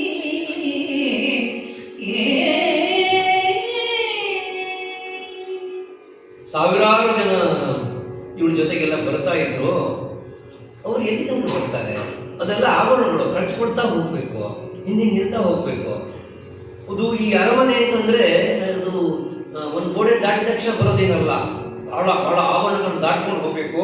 ಬಾಗಿಲಲ್ಲಿ ನಿಂದರು ಸೋಗೆಗಣ್ಣ ಅಮಲೆಯರು. ಬಾಗಿಲಲ್ಲಿ ಅವರವರ ಮಿತಿ, ಯಾಕಂದ್ರೆ ಎಲ್ಲರೂ ಒಂದೇ ವಿಧವಾದಂತಹ ಊರ್ವಶಿಗೆ ಹತ್ತಿರದವರೇನಲ್ಲ. ಹಾಗಾಗಿ ಸ್ವಲ್ಪ ದೂರ ಇದ್ದವರೆಲ್ಲ ಒಂದೊಂದೇ ಬಾಗಿಲು ನಿಲ್ತಾ ಹೋದವ್ರ ಕೆಲಸ ಆಯಿತು. ಅಂಥವ್ರನ್ನೆಲ್ಲ ಅಲ್ಲಲ್ಲಿ ಬಿಟ್ಟು ಕೊಡ್ತಾ ಚಾಮರದ ಹಡಪದ ಚಪಲೆಯರು ಸಹಿತ ಅವ್ರನ್ನೆಲ್ಲ ಅಲ್ಲಲ್ಲಿ ಬಿಟ್ಟುಕೊಡ್ತಾ ಆ ಗರುವೆ ಹೊಕ್ಕಳು ಒಳಬಂದು ನೋಡ್ತಾಳಂತೆ. ಅರ್ಜುನ ಮಣಿಯ ಮಂಚದ ಮೇಲೆ ಮಲಗಿದ್ದಾನೆ. ಯಾಕಂದ್ರೆ ದೇವರು ಕಳಿಸಿದ್ದಾನೆ, ವಿಶ್ರಾಂತಿ ತಗೋಬೇಕಪ್ಪ ನೀನು ಅಂತೇಳಿ ಒಂದು ದಿವ್ಯವಾದಂತ ಅರಮನೆ ತೋರಿಸಿಕೊಟ್ಟಿದ್ದಾನೆ. ಅರ್ಜುನ ವಿಶ್ರಾಂತಿಯಲ್ಲಿದ್ದಾನೆ. ಅರ್ಜುನ ಮಂಚದ ಮೇಲೆ ವಿಶ್ರಾಂತಿಯಲ್ಲಿ ಹೊರಗಿರೋದು ಹೇಗೆ ಕಾಣ್ತಾ ಇದೆ ಅಂತಂದ್ರೆ, ಭೋಗ ತಲ್ಪದ ಹರಿಯಲ್ಲಿ, ಈ ಹರಿ ಈ ವೈಕುಂಠದಲ್ಲಿ ಭೋಗದಲ್ಲಿ ಮಲಗಿಕೊಂಡಿರುವ ಹಾಗೆ ಕಾಣ್ತಾ ಇದೆಯಂತೆ. ಆಗ ಇವನು ಹರಿಯಲ್ಲ, ಹರಿಯ ಮೈದುನ. ಆದರೆ ಊರ್ವಶಿಯ ಕಣ್ಣಿಗೆ ಆ ಕಾಣ್ಲಿಕ್ಕೆ ಕಾರಣ ಏನು ಅಂತ ಕೇಳಿದ್ರೆ, ಕವಿ ಕುಮಾರವ್ಯಾಸ ಭಾಗವತ ಪರಂಪರೆಯವರು. ಇವನಿಗೆ ಆ ಸ್ಥಿತಿಯಲ್ಲಿ ಯಾರಾದರೂ ಮಲಗಿ ನೋಡಿದ್ರೆ ಅವನು ಮೊದಲು ನೆನಪಾಗೋದೇ ಅದು, ಓ ಶ್ರೀಮನ್ನಾರಾಯಣ ತಲ್ಪದಲ್ಲಿ ಭೋಗದಲ್ಲಿ ಹೊರಗಿದ್ದಾನೆ ಅಂತ. ಹಾಗೆ ಭೋಗ ತಲ್ಪದ ಹರಿಯಲ್ಲಿ ಮಹಾಹೀಯ ಭೋಗ ತಲ್ಪ ಅಂದ್ರೆ ಆ ಮಹಾಶೇಷನ ಮೇಲೆ ಶ್ರೀಮನ್ನಾರಾಯಣ ಹೊರಗಿದ ಹಾಗೆ ಇವಳ ಕಣ್ಣಿಗೆ ಕಾಣ್ತಾ ಇದೆಯಂತೆ. ಅದನ್ನು ಇವಳು ಮತ್ತೆ ಮತ್ತೆ ನೋಡ್ತಾ ಇದ್ದಾಳಂತೆ. ತನ್ನ ಆಪ್ತ ಸಖಿಯರಲ್ಲಿ ಕೆಲವರ ಹೆಗಲ ಮೇಲೆ ತನ್ನ ಕೈಯನ್ನು ಇಟ್ಟುಕೊಂಡು ಇವಳು ನೃಪಕುಲ ತಿಲಕನ ಅಂಗೋಪಾಂಗದಲ್ಲಿ ಹರಹಿದಳು ಕಣ್ಮನವ. ಒಂದಷ್ಟು ನೋಡ್ಬೇಕು ಅಂತ ಈ ಒಂದು ಅದ್ಭುತವಾದ ದೃಶ್ಯವನ್ನು ನೋಡಿ ಸೋಯಬೇಕಾದ ಹತ್ತಿರದವರು ಹೆಗಲ ಮೇಲೆ ಕೈ ಇಟ್ಕೊಂಡು ನೋಡ್ತಾ ಇಲ್ಲ. ಹಾಗೆ ತನ್ನ ಆಪ್ತರಾದಂತಹ ಸಖಿಯರ ಕೆಲವರ ಹೆಗಲ ಮೇಲೆ ಕೈ ಇಟ್ಟುಕೊಂಡು ತನ್ನ ನೋಟವನ್ನು ಹರಿಯಬಿಟ್ಲಂತೆ ಅರ್ಜುನನ ದೇಹದ ಮೇಲೆ. ಆಗ ಅಲ್ಲಿ ಎಳೆಯ ಬೆಳದಿಂಗಳು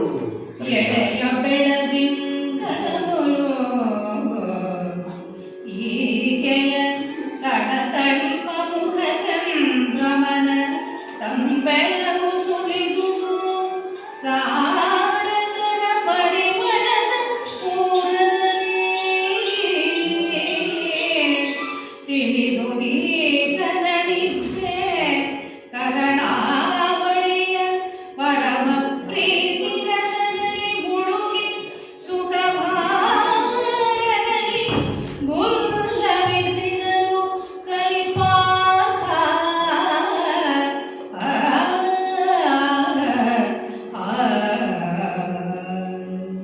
ಅದಾಗಲೇ ದಿವ್ಯ ತಲ್ಪದ ಮೇಲೆ ವಿಶ್ರಾಂತಿಯಲ್ಲಿ ಸುಖ ನಿದ್ರೆಯಲ್ಲಿದ್ದ ಪಾರ್ಥ ಈ ರೀತಿಯಾಗಿ ಶೃಂಗಾರಪೂರ್ಣೆಯಾದಂತಹ ಊರ್ವಶಿ ಬಂದು ತನ್ನ ನೋಟವನ್ನು ಆ ಕಡೆಗೆ ಹರಹಿದಾಗ ಅಲ್ಲೆಲ್ಲ ಬೆಳದಿಂಗಳಿನ ಆಹ್ಲಾದ ಮೂಡಿ ಬಂದಂತೆ. ಅದರ ಜೊತೆಗೆ ಈ ಊರ್ವಶಿ ಕೂಸಿಕೊಂಡು ಬಂದಂತಹ ಸುಗಂಧ ದ್ರವ್ಯ ಇದೆಯಲ್ಲ, ಸಾರತನ ಪರಿಮಳದ ಪೂರದಲ್ಲಿ ಅರ್ಜುನಿಗೆ ಸ್ವಲ್ಪ ಒಳ್ಳೆಯ ನಿದ್ರೆ ಬಂದ ಹಾಗೆ ಆದರೂ ಕೂಡ ಅವನಿಗೆ ಎಚ್ಚರ ಆಗಿಬಿಡ್ತು. ತಿಳಿದು ಈತನ ನಿದ್ರೆ. ಹಾಗಂತ ನಿದ್ರಾಭಂಗ ಅನೇಕ ಸಂದರ್ಭಗಳಲ್ಲಿ ವ್ಯಕ್ತಿಯನ್ನ ಸ್ವಲ್ಪ ಬೇರೊಂದು ಮಾನಸಿಕ ಹದಕ್ಕೆ ತಂದ್ಬಿಡುತ್ತೆ. ಇದಕ್ಕಿದ್ದಾಗೆ ಎಚ್ಚರ ಆಗಿಬಿಟ್ರೆ ಆ ಎಚ್ಚರ ಆಗುವ ಕಾರಣವನ್ನು ಅವಲಂಬಿಸಿಕೊಂಡು ಮನಸ್ಸಿಗೆ ಸಿಟ್ಟು ಬಂದ್ರೆ ಬಂತು.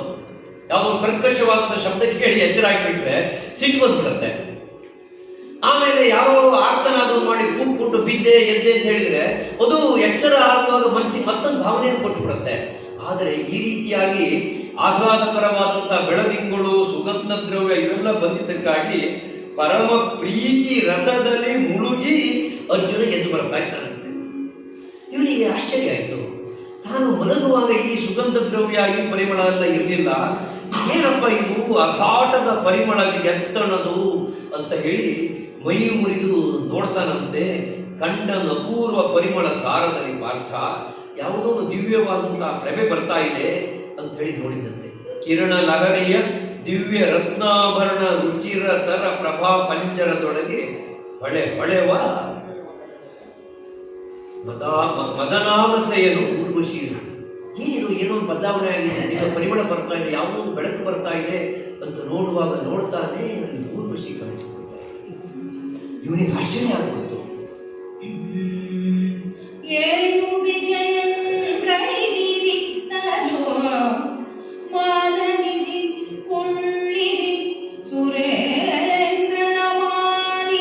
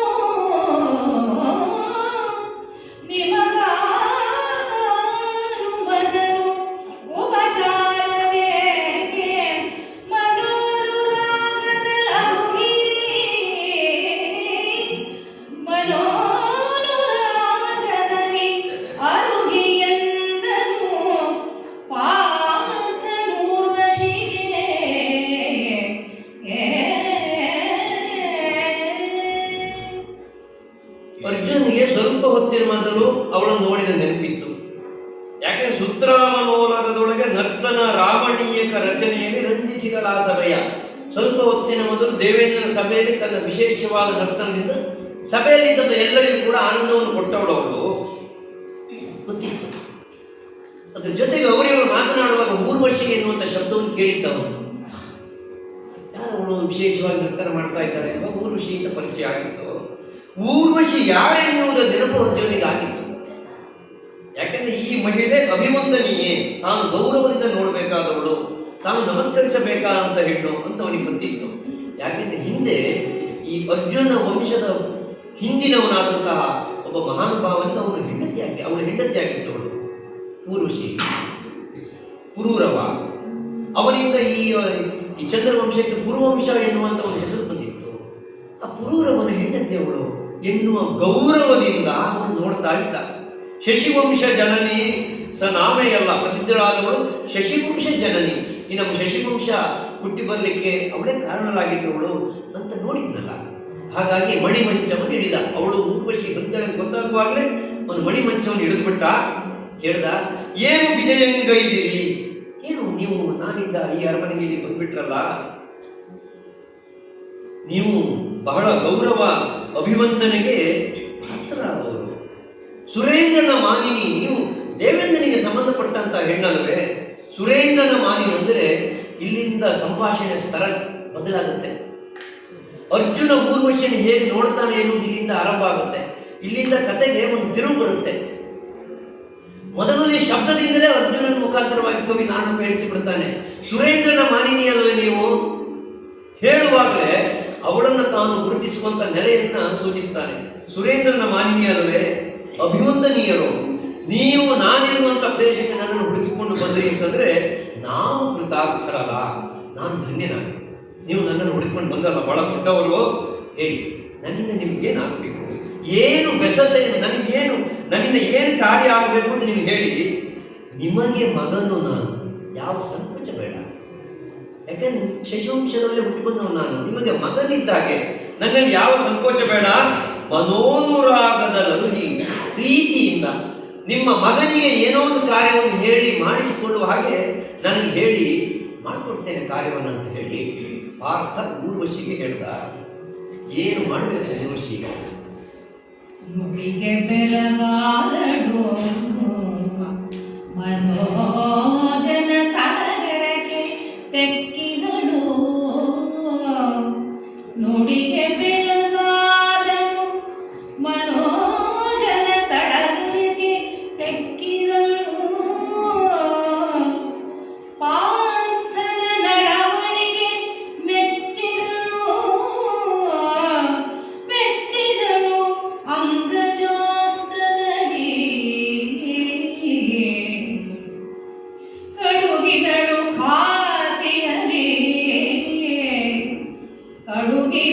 ಖಾತಿಯಲಿ ಲಜ್ಜೆಯ ಬಿಡಯದಲ್ಲಿ ಭಯಗೊಂಡಳು. ಅಂಗನೆ ಮಿಡುಕಿದಳು ವಿವಿಧಾನುಭಾವದ ರಸದ ಭಂಗಿಯಲಿ. ಅಂಗನೆ ಮಿಡುಕಿದಳು ವಿವಿಧಾನುಭಾವದ ರಸದ ಭಂಗಿಯಲಿ.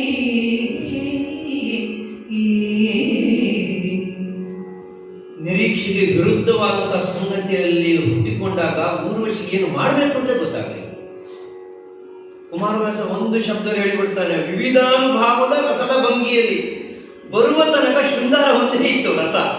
ಆದರೆ ಅರ್ಜುನ ಇಂತಹ ಪ್ರತಿಕ್ರಿಯೆಯನ್ನು ನೋಡಿ ತನ್ನನ್ನು ಕಂಡಾಕ್ಷಣ, ನೀವು ನಮ್ಮ ವಂಶದ ಜನನೇ, ನಿಮಗೆ ನಾನು ಮಗ ಇದ್ದಾಗೆ, ದೇವೇಂದ್ರನ ಹೆಂಗಸರು ನೀವು ಅಂತ ಹೇಳಿ ನೀವು ಅಭಿವಂದನೀಯರು ಅಂತ ಹೇಳುವಾಗ ಇದನ್ನು ಅವಳು ನಿರೀಕ್ಷೆ ಮಾಡಿಲ್ಲ. ಅವಳ ಜೀವನದಲ್ಲಿ ಇದು ಹೊಸತಿದ್ದು.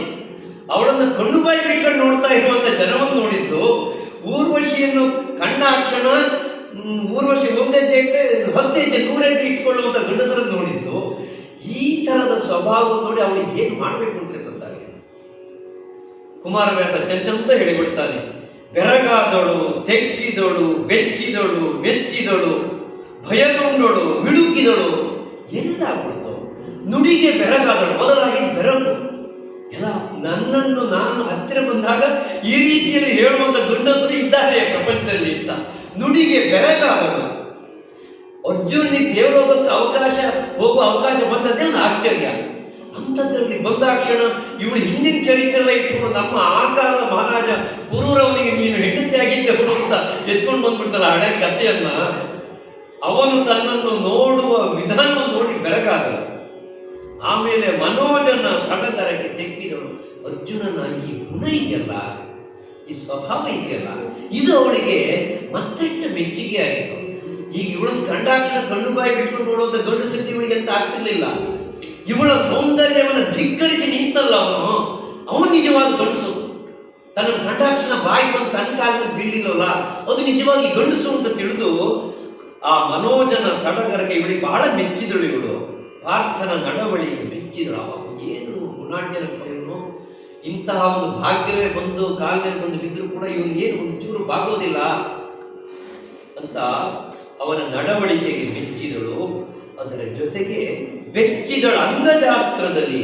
ಯಾಕೆಂದ್ರೆ ಬಹಳ ಹೊತ್ತಿನಿಂದ ಮನಸ್ಸಿನ ಭಿತ್ತಿಯಲ್ಲಿ ಅರ್ಜುನನ್ನು ಬರ್ಕೊಂಡು ಅರ್ಜುನನ್ನು ಸೇರಬೇಕು ಅಂತ ಶೃಂಗಾರ ಸಿದ್ಧತೆಯನ್ನ ಭಾವವನ್ನು ಮನಸ್ಸನ್ನು ತಂದುಕೊಂಡವಳಿಗೆ ಈ ಮನ್ಮಥನ ಬಾಣದ ಪ್ರಯೋಗದಿಂದಲಾಗಿ ಇವಳಿಗೆ ಬೆಚ್ಚುತ್ತಾ ಇದ್ದಾಳೆ. ಅವಳಿಗೆ ನಾಚಿಕೆ ಆಗುತ್ತೆ.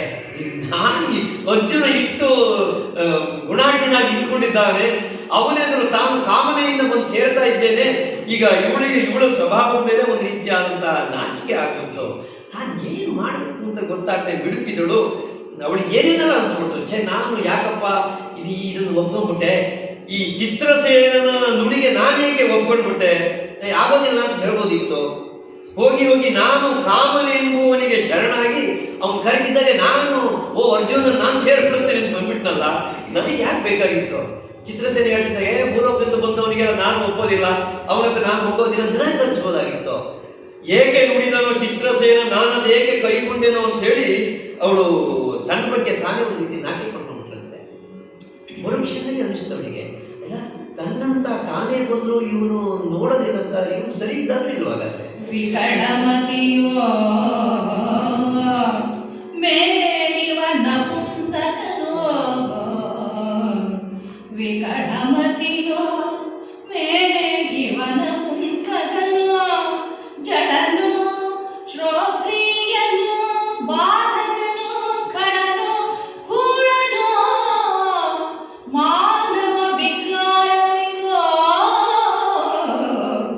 ವಿಕಟ ತಪಸ್ಸಿನ ದೇವ ದೈತ್ಯರ ಮಕುಟವಾಂತುದು ವಾಮ ಪಾದವನು ಅಕಟ ಕೆಟ್ಟೆನಲ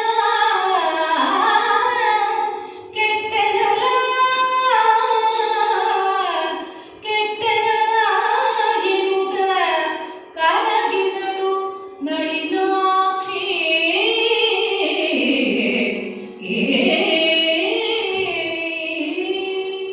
ಬಹಳ ಚೆನ್ನಾಗಿದೆ ಇದು. ಅರ್ಜುನ ಮೇಲೆ ಒಂದ್ಸರಿ ಸತ್ಯ ಉಂಟಾಗ್ಬಿಡ್ತಂತೆ ಊರ್ವಶಿಗೆ. ತನ್ನಂತಹ ಸೌಂದರ್ಯ ನಿಧಿ ಬಾಗಿಲಲ್ಲಿ ಬಂದು ನಿಂತ್ಕೊಂಡು ಇವನು ಸುಮ್ಮನೆ ಇದ್ದಾನೆ, ಯಾವ ಅಲುಗಾಟ ಇಲ್ಲ ಮಿಸುಗಾಟ ಇಲ್ಲ ಅಂತಂದ್ರೆ ಇವ್ನು ಸರಿ ಇದ್ದಾನೆ ಇಲ್ಲ. ಹಾಗಾದ್ರೆ ವಿಕಳಮತಿಯೋ, ಇವನಿಗೇನು ಮನಸ್ಸಿಗೆ ಈ ಸೌಂದರ್ಯಾಭಿಲಾಷೆ ಆಗಲಿ ಯಾವುದೇ ಒಂದು ಬುದ್ಧಿ ಇದೆಯೋ ಇಲ್ಲೋ, ಇವನು ಬುದ್ಧಿ ಸರಿ ಇದೆಯೋ ಇಲ್ವೋ. ವಿಕಳಮತಿಯೋ ಮೇಳಿವ ನಪುಂಸಕನೋ, ಅಥವಾ ಇವನು ನಪುಂಸಕನೋ, ಹಾಗಾದ್ರೆ ಇವನಿಗೇನು ಭಾವಸ್ಫುರಣೆಯೇ ಇಲ್ವೋ. ಜಡನೋ ಅಂದರೆ ಏನು ತಿಳುವಳಿಕೆ ಇದ್ದಿದ್ದವನು, ಚಲನೆ ಇದ್ದಿದ್ದವನು, ಇದ್ದು ಬಿಡ್ತಾನಪ್ಪ ಅವನು. ಮಂಕ, ಒಳ್ಳೆಯ ಶಬ್ದ ಅಂದ್ರೆ ಮಂಕನೋ ಅವನು. ಖಳನೋ, ಅಥವಾ ನನ್ನನ್ನು ಚಿತ್ರಹಿಂಸೆ ಒಳಪಡಿಸಬೇಕು ಅಂತ ತನ್ನಲ್ಲಿ ಭಾವ ಉಂಟಾಗದೇ ಇದ್ದ ಹಾಗೆ ದೃಢವಾಗಿ ಭಾವನೆಗಳನ್ನು ಅದು ಬಿಟ್ಟು ಭಾವನೆಗಳನ್ನು ಕಟ್ಕೊಂಡು ನಿಂತ್ಕೊಂಡಿದ್ದಾನೋ, ತನ್ನನ್ನು ಪರೀಕ್ಷೆ ಮಾಡಬೇಕು ಅಂತೇಳಿ ಇವನು ಮಾಡ್ತಾ ಇದ್ದಾನೋ ಹೇಗೆ. ಖಳನೋ ಕೂಳನೋ ಮಾನವ ವಿಕಾರವೋ, ಅಥವಾ ಇದ್ಯಾವುದೋ ಮನುಷ್ಯನ ಸ್ವಭಾವವೇ ಇದು. ಈ ಹೆಣ್ಣು ಶೃಂಗಾರದಿಂದ ಹತ್ತಿರ ಬರುವಾಗ ಸೆಡೆ ನಿಂತ್ಕೋಬೇಕು, ತಾನು ಬಾಗಬಾರದು, ತಾನು ಸೇರಬಾರದು ಎನ್ನುವ ಸೆಡವು ಮನಸ್ಸಿನಲ್ಲಿರೋದು ಮಾನವ ವಿಕಾರವೋ. ತನ್ನ ಯೋಗ್ಯತೆ ಆದರೂ ಏನು? ವಿಕಟ ತಪಸ್ಸಿನ ದೇವ ದೈತ್ಯರ ಮಕುಟವಾಂತದು ವಾಮಪಾದವ. ನನ್ನ ಎಡಗಾಲ ಮೇಲೆ ಎಂತೆಂಥವನ್ನ ಬಂದು ಬೀಳ್ತಾರೆ. ಎಷ್ಟು ವರ್ಷ ತಪಸ್ಸು ಮಾಡಿದವರು, ಎಂತೆಂತಹ ರಾಜರುಗಳು, ದೇವತೆಗಳು, ರಾಕ್ಷಸರು ಎಲ್ಲ ನನ್ನ ಎಡಗಾಲ ತುದಿಯಲ್ಲಿ ಬಂದು ಬೀಳ್ತಾರಪ್ಪ. ಅಂಥದ್ರಲ್ಲಿ ನನ್ನನ್ನು ನೋಡಿಯೂ ಇವನು ಸುಮ್ಮನೆ ಇದ್ದಾನೆ ಅಂತಾದ್ರೆ ಇವು ಏನು ಅಂತ ನನಗೆ ಅರ್ಥ ಆಗೋದಿಲ್ಲ. ಅಕಟಕಟನ ಕೆಟ್ಟೆನಲ್ಲ, ಒಟ್ಟಿನಲ್ಲಿ ನನಗೆ ಒಂದು ಕಷ್ಟಕ್ಕೆ ಬಂತು ಅಂತ ಹೇಳಿ, ಏನಾದರೂ ಆಗಲಿ ಕಾರ್ಯವನ್ನು ಆರಂಭಿಸಬೇಕಲ್ಲ ಅಂತ ಹೇಳಿ ಅರ್ಜುನನನ್ನು ಮಾತನಾಡಿಸ್ತಾಳೆ ಇವಳೆ. ಎಲಗೋ ರಾಯನ ಹೇಳಿಕೆಯಲ್ಲಿ ಅಂಡಲಗಲೆಂದನು ಚಿತ್ರಸೇನಕನು, ಅಲುಗಿ ನೆಟ್ಟವು ಕಾಮಶನವು ಎಂದಂತರಂಗದಲ್ಲಿ, ಒಲಿದು ಬಂದ ವಲಯದ ಟೆಕ್ಕರಿಗಡಗುದೇ ಬಿಟಧರ್ಮವು, ಒಲಿದು ಬಂದ ವಲಯದ ಟೆಕ್ಕರಿಗಳೆವುದೇ ಬಿಟಧರ್ಮವು, ಅಗಟ ತಿಳಿಯಲ ಕಾರಣವಳೆಂಬುದನು, ತಿಳಿಯಲ ಕಾರಣವಳೆಂಬುದನು ಎಂದಳಿಂದು ಮುಖಿ.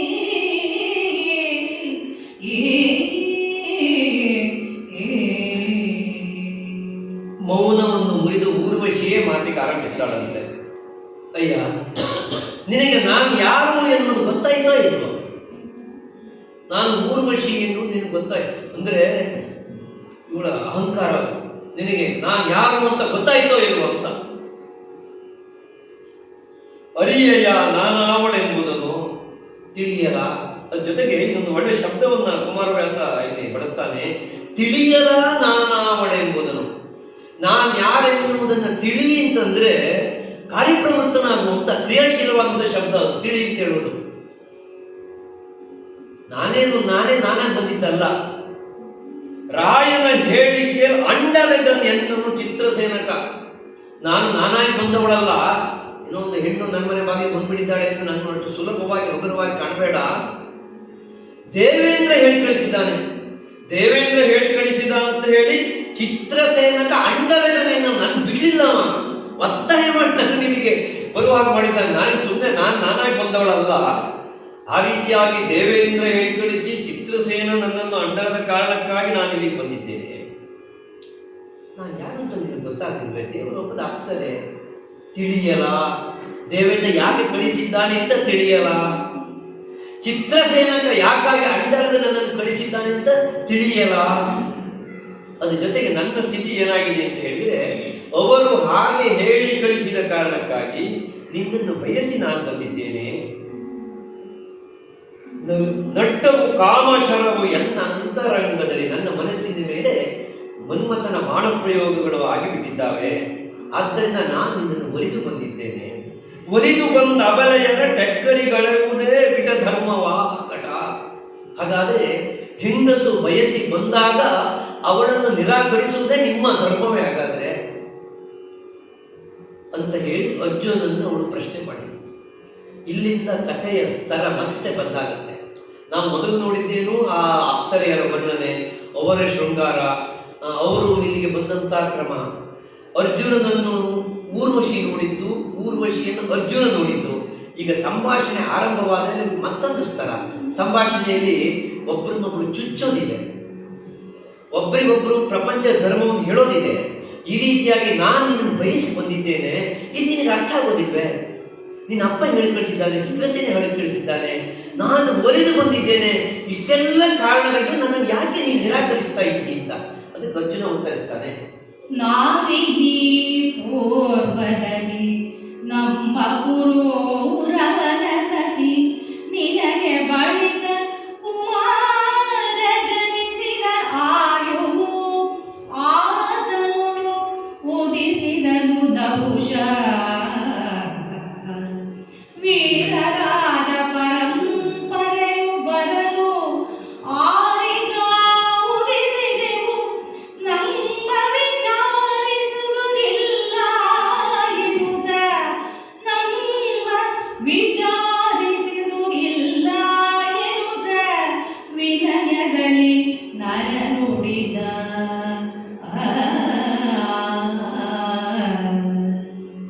ಅರ್ಜುನ ಹೇಳ್ದ, ಈ ರೀತಿಯಾಗಿ ಯಾಕೆ ಮಾತಾಡ್ತಾ ಇದ್ದೀರಿ?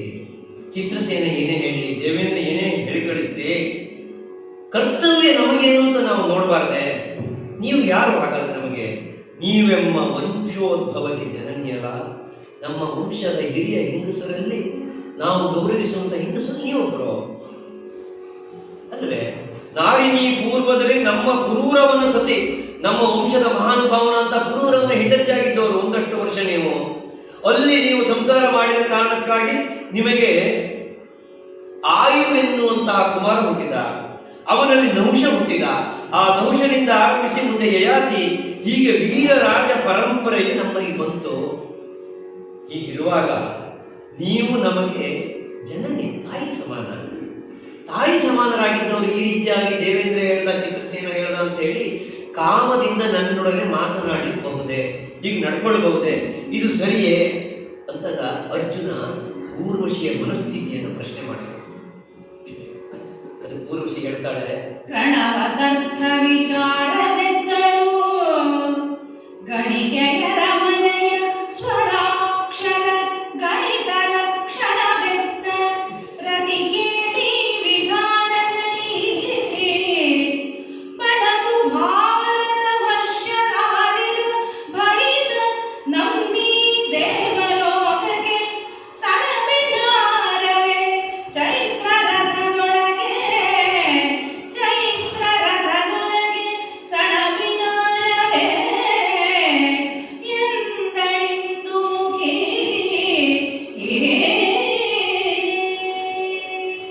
ಈ ಪ್ರಶ್ನೋತ್ತರ ಬಹಳ ಚಂದ ಇದೆ. ವ್ಯಾಸಭಾರತವನ್ನು ಆಧರಿಸಿ ಕುಮಾರವ್ಯಾಸ ಕಾವ್ಯ ರಚನೆ ಮಾಡಿದ. ವ್ಯಾಸಭಾರತ ಇದು ವಿಶೇಷವಾಗಿಲ್ಲ, ವಿಸ್ತಾರವಾಗಿಲ್ಲ, ಈ ತರ ಸಂಭಾಷಣೆ ಇಲ್ಲ. ಒಂದೇ ಮಾತಿನಲ್ಲಿ ಊರ್ವಶಿ ತಾನು ಯಾಕೆ ಬಂದಿದ್ದೇನೆ ಅಂತ ಹೇಳ್ತಾಳೆ, ಅರ್ಜುನ ನಿರಾಕರಿಸ್ತಾನೆ, ಮುಂದೆ ಏನಾಗಬೇಕು ಅದು ಆಗ್ಬಿಡುತ್ತೆ.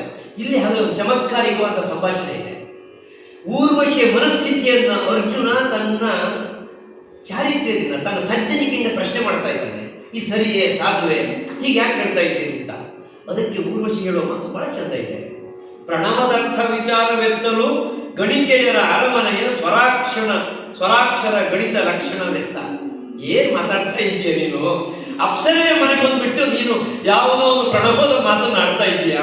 ಈ ವೇದಾಂತ ಎಲ್ಲ ನಮ್ಮಂತಹ ಅಪ್ಸರೆಯರ ಮನೆಯಲ್ಲಿ ಆಡುವ ಮಾತೇ ಅಲ್ಲ, ನಮ್ಮಂತಹ ನೃತ್ಯ ಜಾತಿಯರ ಮನೆಯಲ್ಲಿ.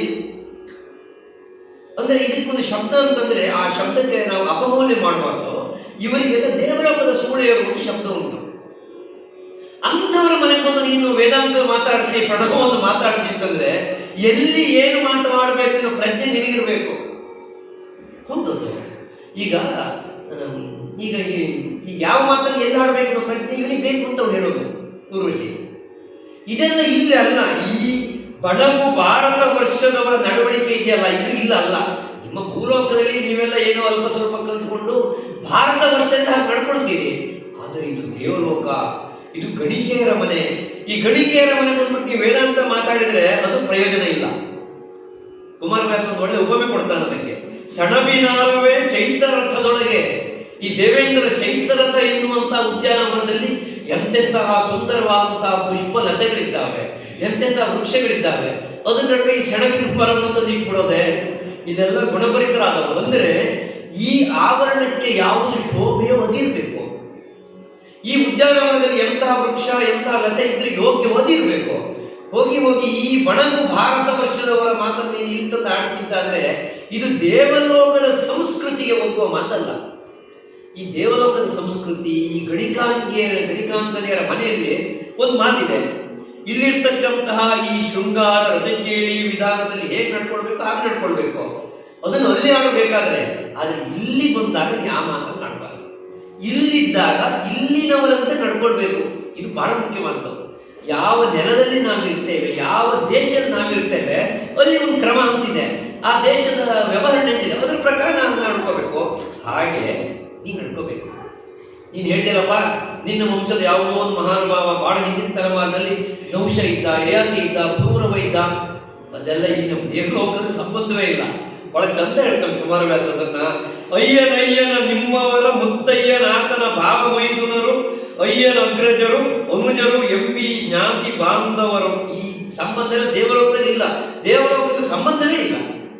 ಅವತ್ತು ಯಾರಿಗೆ ಯಾರು ಅಷ್ಟೇ ಈ ವಿಷಯ.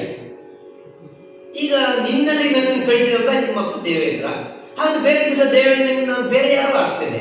ಇದನ್ನೇ ಕುಮಾರವ್ಯಾಸ ಬಹಳ ಆರಂಭದಲ್ಲೇ ಹೇಳಿದ್ದು. ಇವತ್ತು ಅರ್ಜುನ ನಮಗೆ ಮಗ, ನೀನು ಸೊಸೆ ಅಂತ.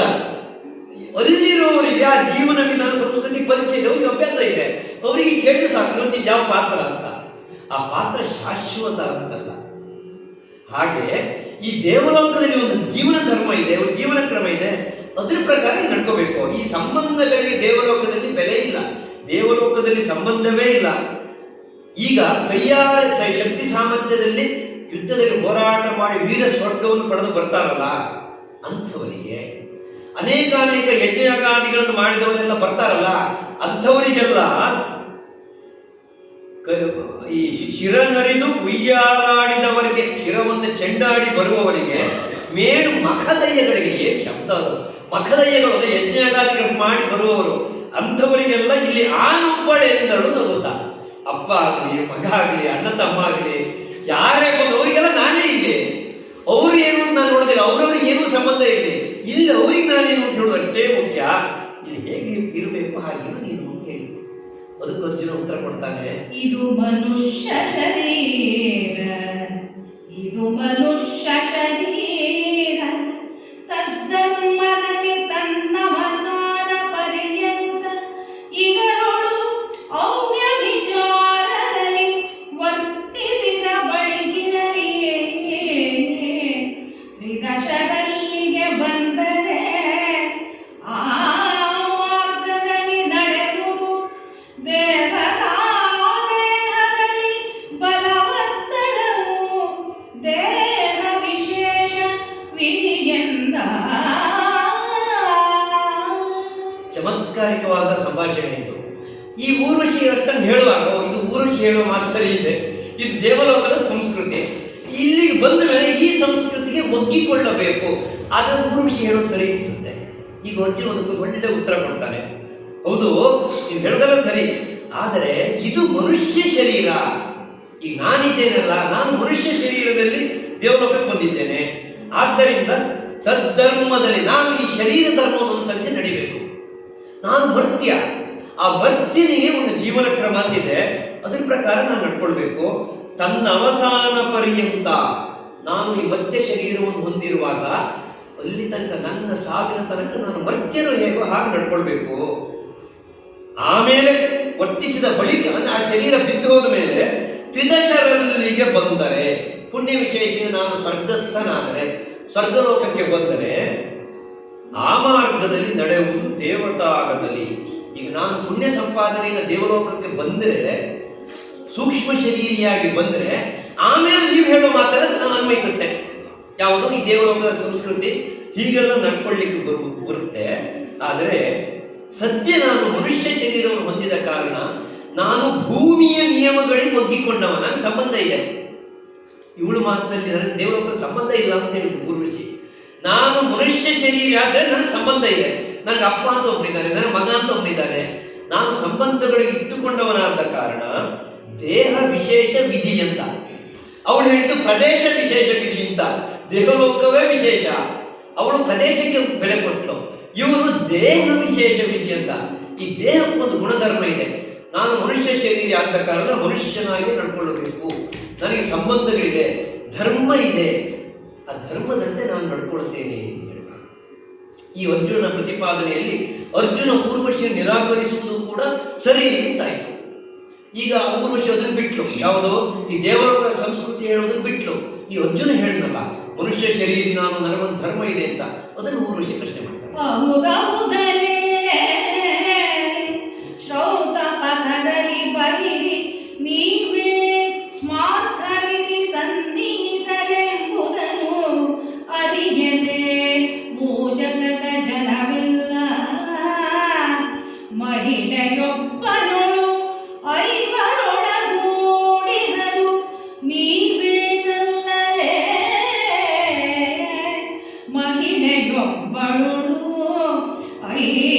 ಐವರೊಡಗೂಡಿದರು ನೀವೇನಲ್ಲಲೇ. ನಿಸ್ಪೃಹರು ನೀವು ನಮ್ಮಲ್ಲಿ, ನಿಸ್ಪೃಹರು ನೀವು ನಮ್ಮಲ್ಲಿ. ಹರ ಹರ ಹರ ಹರ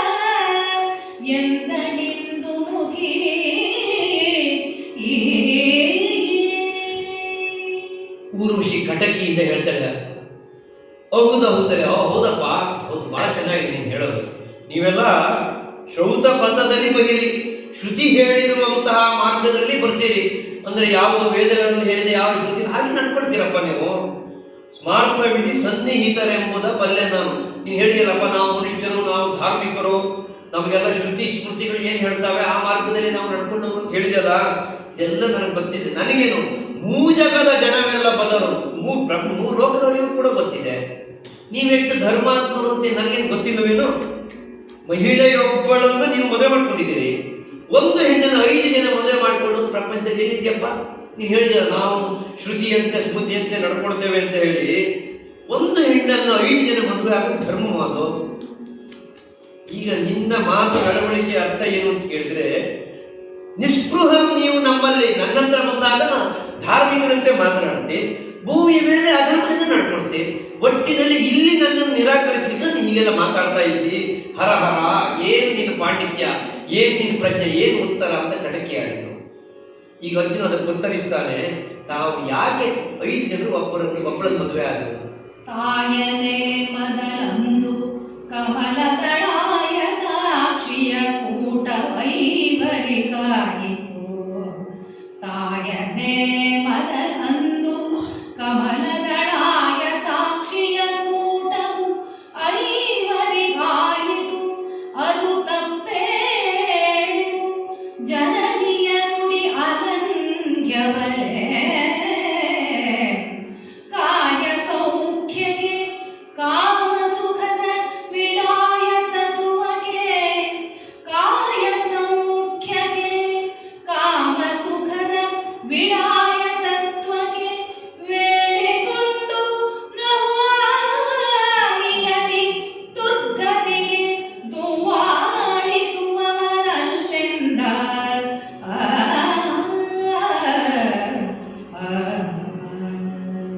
ಅರ್ಜುನ ಹೇಳ್ದ, ಹೌದು, ನಾವು 5 ಒಬ್ಬಳನ್ನು ಮದುವೆ ಆಗಿದ್ದೇವೆ. ಅದು ಯಾಕೆ ಅಂತ ನಿನಗೇನು ಗೊತ್ತಿಲ್ವೇನೋ? ಕಾಯ ಸೌಖ್ಯಕ್ಕೆ ದ್ರೌಪದಿಯ ಮೇಲಿನ ಆಸೆಗಾಗಿ ನಾವು 5 ಜನ ಇದು ನನಗೂ ಬೇಕು ನನಗೂ ಬೇಕು ಅಂತ ನಾವೇನು ಮದುವೆ ಆದವರಲ್ಲ. ಅಥವಾ ಕಾಮ ಸುಖದ ವಿಡಾಯ ತತ್ವಕ್ಕೆ, ಈ ಸುಂದರಿಯಾದಂತಹ ದ್ರೌಪದಿಯೇ ಬೇಕು ನಮಗೆ, ಆ ಸೌಂದರ್ಯ ಬೇಕು, ಆ ಸುಖ ಬೇಕು ಅಂತೇಳಿ ಕಾಮನೆಯಿಂದ ನಾವು 5 ಜನ ಅವಳನ್ನು ಮದುವೆ ಮಾಡ್ಕೊಂಡಿದ್ದಲ್ಲ. ತಾಯ ನೇಮದಲ್ಲಿ ನಾವು 5 ಅವಳನ್ನು ಮದುವೆ ಮಾಡ್ಕೊಳ್ಳಿಕ್ಕೆ ಕಾರಣ ಏನು? ತಾಯಿಯ ಮಾತು. ಅರ್ಜುನ ಸ್ವಯಂವರದಲ್ಲಿ ದ್ರೌಪದಿಯನ್ನು ಗೆದ್ಕೊಂಡು ಬಂದ, ಅಲ್ಲಿ ತನಕ ಅನ್ಯೋನ್ಯತೆ ಇತ್ತು. ದಿವಸ ಅವರು ಬ್ರಾಹ್ಮಣರ ವೇಷ ಹಾಕೊಂಡು ಏಕಚಕ್ರ ನಗರಿಯಲ್ಲಿ ಭಿಕ್ಷೆಯನ್ನು ಸಂಪಾದನೆ ಮಾಡ್ತಾ ಇದ್ದರು. ಅವತ್ತಿನ ಸಂಜೆ ಹೊತ್ತಿನಲ್ಲಿ ಅರ್ಜುನ ಸಂಪಾದನೆ ಮಾಡ್ಕೊಂಡು ಬಂದಿದ್ದೇನೆ ಅಂತ ಹೇಳುವಾಗ ಕುಂತಿ ಹೇಳಿಬಿಟ್ಲು, ನೀವು 5 ಸಮನಾಗಿ ಉಪಯೋಗಿಸಿ ಅಂತ. ಅದು ಇವರಿಗೆ ಮೂಲ ಹೇತುವಾಯಿತು, ದ್ರೌಪದಿನ 5 ಮದುವೆ ಮಾಡ್ಕೊಳ್ಳಿಕ್ಕೆ. ಅದನ್ನೇ ಕುಮಾರವ್ಯಾಸ ಸರಳವಾಗಿ ಹೇಳ್ಬಿಡ್ತಾನೆ, ತಾಯ ನೇಮದಲ್ಲಂತೂ ಕಮಲ ದಳಾಯತಾಕ್ಷಿಯ ಕೂಟ ವೈವರಿಗಾಯಿತು. ತಪ್ಪೇನದರಲ್ಲಿ? ಜನನೀಯ ನುಡಿ ಅಲಂಘ್ಯವಲೆ.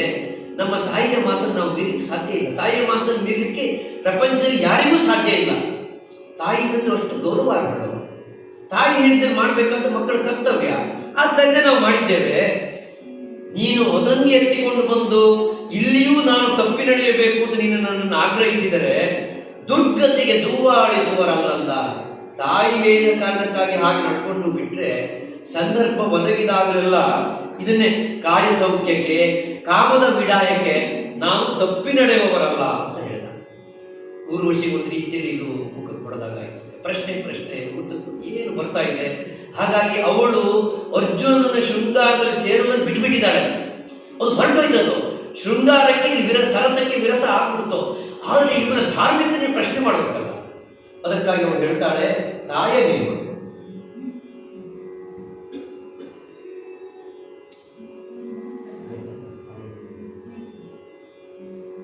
ತಾಯ ನೇಮದ 5 ಕಮಲಾಯ ತಾಕ್ಷಿಯ ಕೂಟವೇ ಸುರರಾಯ ನಿಮ್ಮಯ್ಯನು ವಿಲಂಘ್ಯವೇ ನಿನಗೆ ಪಿತೃವಚನ.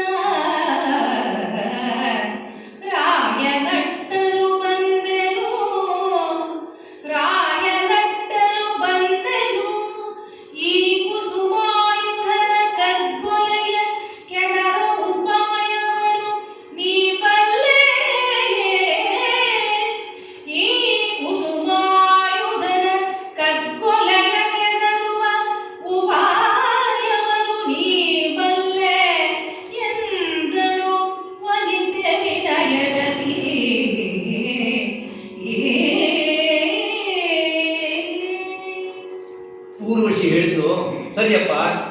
ತಾಯಿ ಹೇಳಿದ್ರು, ನೀವು 5 ಜನ ಒಬ್ಬಳನ್ನು ಮದುವೆ ಆದ್ರಿ. ಸರಿ, ಹಾಗಾದ್ರೆ ನೀವು ತಂದೆ ತಾಯಿಯ ಮಾತಿಗೆ ಭಾರಿ ಬೆಲೆ ಕೊಡುವರು ಅಂತಾಯ್ತು.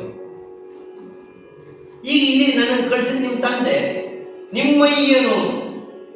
ಹಾಗಾದ್ರೆ ಈ ದೇವೇನ ನಿನಗೆ ತಂದೆ ಸ್ಥಾನದಲ್ಲಿ ಇರುವನು, ತಂದೆಯ ಮಾತನ್ನು ಕೇಳಬೇಕಲ್ಲ, ತಾಯಿಯ ಮಾತು ಮಾತ್ರ ಕೇಳುವ ಮಗನ ನೀನು ಅಂತ.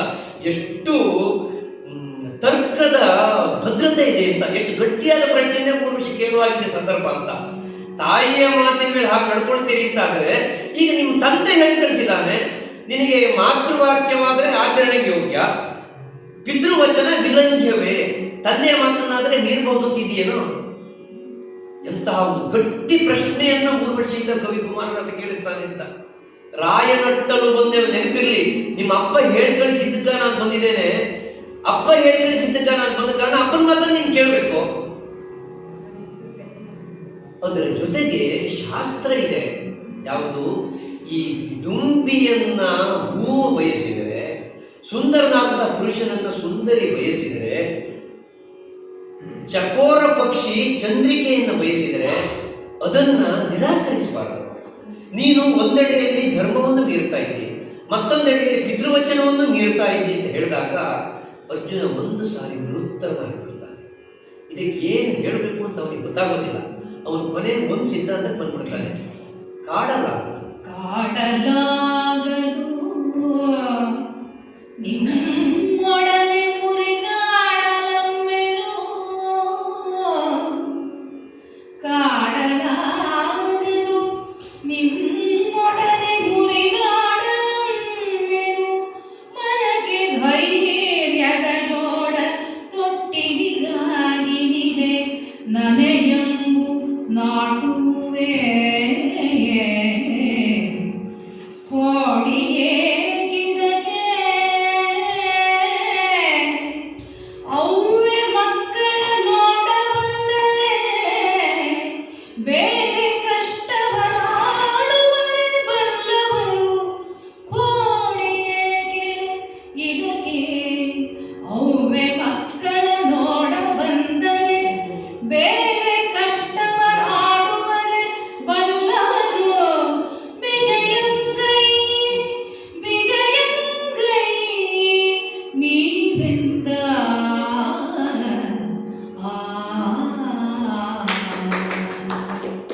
ಅರ್ಜುನ ಹೇಳಿದ, ಇನ್ನು ನಾನು ಮಾತನ್ನು ಮುಂದುವರಿಸೋದಿಲ್ಲ. ಕಾಡಲಾಗದು ತಾಯೇ, ನನ್ನನ್ನು ಕಾಡಬೇಡಿ. ನಿಮ್ಮೊಡನೆ ಮುರಿದಾಡಲಾಗದು, ನಿಮ್ಮಲ್ಲಿ ನಿಷ್ಠೂರವಾಗಿ ಮಾತನಾಡಲಿಕ್ಕೆ ನನಗೆ ಸಾಧ್ಯ ಇಲ್ಲ. ಯಾಕೆ? ನನ್ನ ತಾಯಿ ಸಮಾಚಾರ, ತಾಯಿ ಮಕ್ಕಳ ಹಾಗೆ ನಾವು ಇಲ್ಲಿ ಇರಬೇಕಾದವರು, ನಿಮ್ಮನ್ನು ನಾನು ಆ ರೀತಿಯಲ್ಲಿ ನೋಡ್ತಾ ಇದ್ದೇನೆ. ಕೋಡಿಯೇ ಇದನ್ನು ನೀವು ಯಾಕೆ ಸಿಟ್ಟು ಮಾಡಿಕೊಂಡು ಮಾತಿಗೆ ಮಾತಾಡ್ತೀರಿ, ನನ್ನನ್ನು ಪ್ರಶ್ನೆ ಮಾಡ್ತೀರಿ?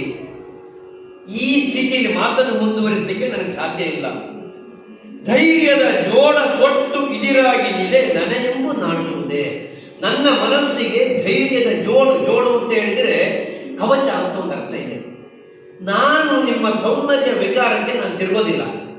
ನೀವು ಎಷ್ಟು ನನ್ನಲ್ಲಿ ಈ ರೀತಿಯಾಗಿ ನಡ್ಕೊಂಡ್ರು ಕೂಡ ನಾನು ನಿಮಗೆ ವಶನಾಗೋದಿಲ್ಲ. ಧೈರ್ಯದ ಕವಚವನ್ನು ನನ್ನ ಮನಸ್ಸಿಗೆ ಹಾಕಿಬಿಟ್ಟಿದ್ದೀನಿ. ನೀವು ಏನು ಮಾಡಿದ್ರು ನನಯೆಂಬು ನಾಟುವುದೇ, ಈ ಕವಚವನ್ನು ನಾನು ಹಾಕಿಬಿಟ್ಟಿದ್ದೇನೆ. ನಿಮ್ಮ ಈ ಶೃಂಗಾರ ಕ್ರಿಯೆಯಿಂದ, ಈ ಮಾತಿನಿಂದ ನನ್ನನ್ನು ನೀವು ಬದಲಾಯಿಸಲಿಕ್ಕೆ ಸಾಧ್ಯ ಇಲ್ಲ. ನೀವು ಎಷ್ಟು ನನ್ನ ಪ್ರಶ್ನೆ ಮಾಡಿದ್ರು ಇಷ್ಟೇ, ನಾನು ನಿಮ್ಮನ್ನು ಬೇರೆ ರೀತಿಯಲ್ಲಿ ನೋಡೋದಿಲ್ಲ. ಕಾಡಲಾಗದು ತಾಯಿ, ಇನ್ನು ನೀವು ನನ್ನನ್ನು ಈ ರೀತಿಯಾಗಿ ಕಾಡಬೇಡಿ, ಹೋಗಿ ವಿಜಯಂಕೈ ನೀವೆಲ್ಲ ಒಂದೇ ಮತ್ತೆ ಹೇಳ್ಬಿಟ್ಟ. ಜೊತೆಗೆ ಮಾತನ್ನು ಮುಂದುವರಿಸುವ ಪ್ರಸಕ್ತಿಯನ್ನು ಹೊರಟೋಗ್ಬಿಡಿ. ಇಲ್ಲ, ನಿಮಗೆ ತಾಯಿಯಾಗಿ ನಿಲ್ಲಕ್ಕೆ ಸಾಧ್ಯವಾದರೆ ನಿಲ್ಲಿ, ಅದು ಅಲ್ಲದಿದ್ದರೆ ನೀವು ಇಲ್ಲಿಂದ ಹೊರಟೋಗಿರ್ಲಿಲ್ಲ. ಎಷ್ಟು ಅವಮಾನ ಆಯಿತು ಊರ್ವಶಿಗೆ. ಊರ್ವಶಿಯ ಬದುಕಿನಲ್ಲಿ ಹಿಂದೆಂದೂ ಕಾಣದೇ ಇರುವಂಥ ಅವಮಾನ. ಅವಳಿಗಾಗಿ ದುರುಸೂಸಿದವರು ನೋಡಿದ್ರು, ಅವಳಿಗಾಗಿ ಕಷ್ಟಪಟ್ಟವರನ್ನು ನೋಡಿದ್ರು. ಆದರೆ ಈ ರೀತಿಯಾಗಿ ನಿರಾಕರಿಸಿ, ಮಾತಿಗೆ ಮಾತು ಕೊಟ್ಟು ಮಾತಿನಲ್ಲಿಯೂ ಮಣಿಸಿ ತನ್ನನ್ನು ಇವನು ನಿರಾಕರಿಸಿ ಹೊರಟೋಗಿದ್ದರೆ ಹೇಳ್ಬಿಟ್ಟ. ಮುಂದಿನ ಅವಕಾಶ ಇಲ್ಲದೆ ಇದ್ದಾಗ ಆಗ ಇದ್ದಕ್ಕಿದ್ದ ಹಾಗೆ ಊರ್ವಶಿಯ ಮನಸ್ಥಿತಿ ಬದಲಾಗಿ ಸಿಟ್ಟು ಬಂದು ಹೇಳ್ತಾರವಳು, ಒಲಿದು ಬಂದವರಾವು ಸೊಬಗಿನೊಳೊಲಿಸಿ ಮರುಗಿಪ ಮಿಂಡ ನೀನು, ಅತಿ ಸುಲಭರಾವು ದುರ್ಲಭನು ನೀ ದೇವೇಂದ್ರ ಕಟಕದಲ್ಲಿ, ಎಲೆದ ಪುಂಸದ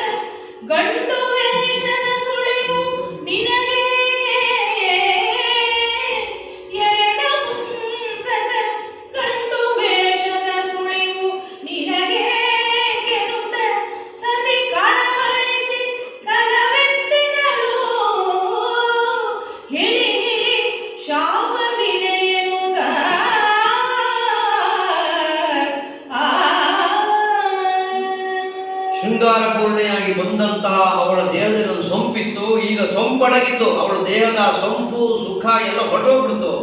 ಈಗ ಏನು ಮೈ ಕಂಪಿಸ್ತಾ ಇದೆ ಕ್ರೋಧದಿಂದ. ಯಾಕೆಂದ್ರೆ ಶೃಂಗಾರ ವಿಫಲವಾದಾಗ ಕ್ರೋಧ ತಿರುಗುತ್ತೆ. ಕೆತ್ತಿದವು ತುಟಿ ಕದಪಿನಲ್ಲಿ ಕೈ ಹತ್ತಿಸುತ್ತ ತೂಗಿದಳು ಶಿರವನ್ನು, ರೋಷಾಯುಧವ ಮಸೆದಳು ಧಾರೆ ಕಂಗಳಲ್ಲಿ. ಕೋಪದಲ್ಲಿ ಆ ಬೆಂಕಿ ಹತ್ತಾ ಇದೆ ಅಂತೆ ಕಣ್ಣು. ಆ ಕೆಂಪಾದಂತಹ ಕಣ್ಣಿನಲ್ಲಿ ರೋಷಾಯುಧವ ಮಸೆದಳು, ಆಯುಧ ಮಸದ ಹಾಗೆ ಆ ಕಣ್ಣಿನಲ್ಲಿ ಅಷ್ಟು ರೋಷ ಪ್ರಕಟ ಆಗ್ತಾ ಇದೆ ಅಂತೆ. ತುಟಿ ಕಂಪಿಸ್ತಾ ಇದೆ, ದೇಹ ಕಂಪಿಸ್ತಾ ಇದೆ. ಆಗ ಆ ಸಿಟ್ಟಿನಲ್ಲಿ ಅವಳು ಹೇಳ್ತಾ ಇದ್ದಾಳೆ, ಒಲಿದು ಬಂದವರ ಸೊಬಗಿನ ನಿನ್ನನ್ನು ನಾನು ಬಯಸಿ ಬಂದ್ರೆ ನನ್ನನ್ನು ನೀನು ನಿರಾಕರಿಸ್ತೀನಿ. ನೀನು ಗಂಡಸು, ನೀನು ಸುಮ್ಮನೆ ಬಂದದ್ದಲ್ಲ. ನಿನ್ನ ತಂದೆ ಹೇಳಿ ಕಳಿಸಿದ ಕಾರಣಕ್ಕಾಗಿ ನಾನು ಬಂದಿದ್ದೇನೆ ಅಂತ ಹೇಳಿದರೆ ನೀನು ನಿನ್ನ ತಂದೆಯನ್ನು ಧಿಕ್ಕರಿಸ್ತೀನಿ. ಸುಲಭರಾವು, ನಾನು ನಿನಗೆ ಬಹಳ ಹೊಗರಾಗ್ಬಿಟ್ಟೆ. ನಾನು ಬಯಸಿ ಬಂದ ಕಾರಣಕ್ಕಾಗಿ ನಿನಗೆ ಹೊಗರಾಗ್ಬಿಟ್ಟೆ. ನಿನ್ನ ಅಪ್ಪನೇ ನನ್ನನ್ನು ಬಯಸ್ತಾನೆ ದೇವೇಂದ್ರ. ನೀನು ನೋಡಿದ್ರೆ ಅವನಿಗಿಂತಲೂ ದೊಡ್ಡ ಮನುಷ್ಯ ಆಗ್ಬಿಟ್ಟೆ. ದುರ್ಲಭನು ನೀ ದೇವೇಂದ್ರ ಕಟಕದಲ್ಲಿ ಅವನ ಗುಂಪಿನಲ್ಲಿ ಇರುವವರಿಗಿಂತ ನೀನು ದೊಡ್ಡವನಾಗಿಬಿಟ್ಟೆ. ನಿಜವಾಗಿ ನೀನು ದೊಡ್ಡವನೂ ಅಲ್ಲ, ನೀ ನಪುಂಸಕ. ನೀನು ಗಂಡು ವೇಷದ ಸುಳಿವು ನಿನಗೆ. ನೀನು ಗಂಡಸೇ ಆಗಿದ್ರೆ ನನ್ನಂತ ಅಪ್ಸರೆ ನಿನ್ನನ್ನು ಬಯಸಿ ಬಂದಾಗ ನೀನು ಈ ರೀತಿ ನಡ್ಕೊಳ್ತಿರ್ಲಿಲ್ಲ. ನೀನು ಗಂಡು ವೇಷವನ್ನು ಹಾಕಿಕೊಂಡಿರುವಂತಹ ಒಬ್ಬ ನಪುಂಸಕ. ನಿನಗೆ ಈ ವೇಷ ಯಾಕೆ? ನಿನ್ನ ನಿಜ ಸ್ಥಿತಿಯನ್ನು ನಾನು ಅರಿವು ಮಾಡ್ತೇನೆ ನಿನಗೆ. ಹಿಡಿ ಶಾಪವೆನ್ನುತ್ತ ಅವಳು ಕ್ರೋಧಾವಿಷ್ಟಳಾದಳು. ಅದನ್ನ ಕುಮಾರವ್ಯಾಸ ಹೇಳ್ತಾನೆ, ನರಮೃಗಾಧಮ ನಿಮ್ಮ ಭಾರತ ವರುಷ ಭೂಮಿಯೊಳು ಒಂದು ವರುಷಾಂತರ ನಪುಂಸಕನಾಗಿ ಚರಿಸು ನಿರಂತರಾಯದಲ್ಲಿ. ಹರಿಯ ಮರೆಯೊದು ಹರನ ನೀನನುಸರಿಸು. ನಿಮ್ಮಯ್ಯಂಗೆ ಹೇಳಿದು ನಿರುತ ತಪ್ಪದು. ಹೋಗಿರುತ್ತ ಮೊದಲಿರುಹಿದಳು ಚಮಲೆ. ಅರ್ಜುನನ್ನ ಒಲಿದು ಬಂದವಳು, ಕಾಮಿಸಿ ಬಂದವಳು ಅರ್ಜುನ ನಿರಾಕರಿಸಿದಾಗ ಕ್ರೋಧಾವಿಷ್ಟಳಾಗಬೇಕು. ಶೃಂಗಾರದ ರಸದಲ್ಲಿ ಅರ್ಜುನನನ್ನು ಮೀಸ ಬಂದವಳು ಹಿಡಿ ಶಾಪವನ್ನೆನ್ನುತ್ತ ಅರ್ಜುನಿಗೆ ಶಾಪವನ್ನು ಕೊಡ್ತಾ ಇದ್ದಾಳೆ. ನರಮೃಗಾಧಮ, ನರಮೃಗ ಅಧಮ ನೀನು, ಮನುಷ್ಯನೂ ಅಲ್ಲ, ಅದಕ್ಕಿಂತ ಕಡಿಮೆ ನೀನು. ನರಮೃಗಾಧಮ, ನೀನು ಕೊಡ್ತಾ ಇದ್ದೇನೆ ಶಾಪವನ್ನು ತೆಗೆದುಕೊ. ನೀನು ನಿಮ್ಮ ಭಾರತ ವರ್ಷ ಭೂಮಿಯೋಳು ಒಂದು ವರ್ಷ ನಪುಂಸಕನಾಗಿ ಚಲಿಸು. ಒಂದು ವರ್ಷ ನೀನು ನಪುಂಸಕನಾಗಿ ನಿಮ್ಮ ಭಾರತ ಭೂಮಿಯಲ್ಲಿ ತಿರುಗಾಡು. ನಿರಂತರವಾಗಿ ಒಂದು ವರ್ಷ ನೀನು ನಪುಂಸಕನಾಗಿರಬೇಕು. ಇದು ನಿನಗೆ ನಾನು ಕೊಡುವಂತಹ ಶಾಪ. ಇದನ್ನು ತಪ್ಪಿಸಲಿಕ್ಕೆ ಯಾರಿಂದಲೂ ಸಾಧ್ಯ ಇಲ್ಲ. ಹರಿಯ ಮೊರೆ ಹೋಗು, ಹರನ ಮೊರೆ ಹೋಗು. ನಿನ್ನ ತಂದೆ ಆದಂತಹ ದೇವೇಂದ್ರನಿಗೆ ಬೇಕಾದರೂ ನೀನು ಹೇಳು. ಈ ಶಾಪವನ್ನು ಬದಲಾಯಿಸಲಿಕ್ಕೆ ಯಾರಿಗೂ ಸಾಧ್ಯ ಇಲ್ಲ ಅಂತ ಹೇಳಿ ಮೊಗ ತಿರುಹಿದಳು ಚಪಲೆ. ಮುಖವನ್ನು ತಿರುಗಿಸಿ ಬಿಟ್ಟಂತೆ ಹೊರಟೋಗ್ಬಿಟ್ಟವು ಶಾಪವನ್ನು ಕೊಟ್ಟವು. ಅರ್ಜುನಿಗೆ ವಿಷಾದ ಆಗ್ತಾ ಇದೆ. ಇದು ಯಾಕೆ ಹೀಗಾಯ್ತು? ನಾನು ತಪ್ಪಿದ್ದೇನೆ. ಸುರಪತಿಗೆ ಸೂಚಿಸಿದೆನೆ, ಮೇಣ್ ಕರೆಸಿದನೆ ಕಮಲಾನನೆಯ. ಸುರಪತಿಗೆ ಸೂಚಿಸಿದೆನೆ, ಮೇಣ್ ಕರೆಸಿದೆನೆ ಕಮಲಾನನೆಯ. ನಿಷ್ಠುರದ ನುಡಿಗೆ ಅಪರಾಧ ಉಂಟೆ, ತಾನು ಮಾಡಿದುದು ವರುಷ ತನಕ ನಪುಂಸಕದಲ್ಲಿ ಆಚರಿಸಬಲ್ಲೆ. ಸಾಕು ದೇಹಾಂತರವನ್ನು ಅಂಗೀಕರಿಸುವೆನಲ್ಲ.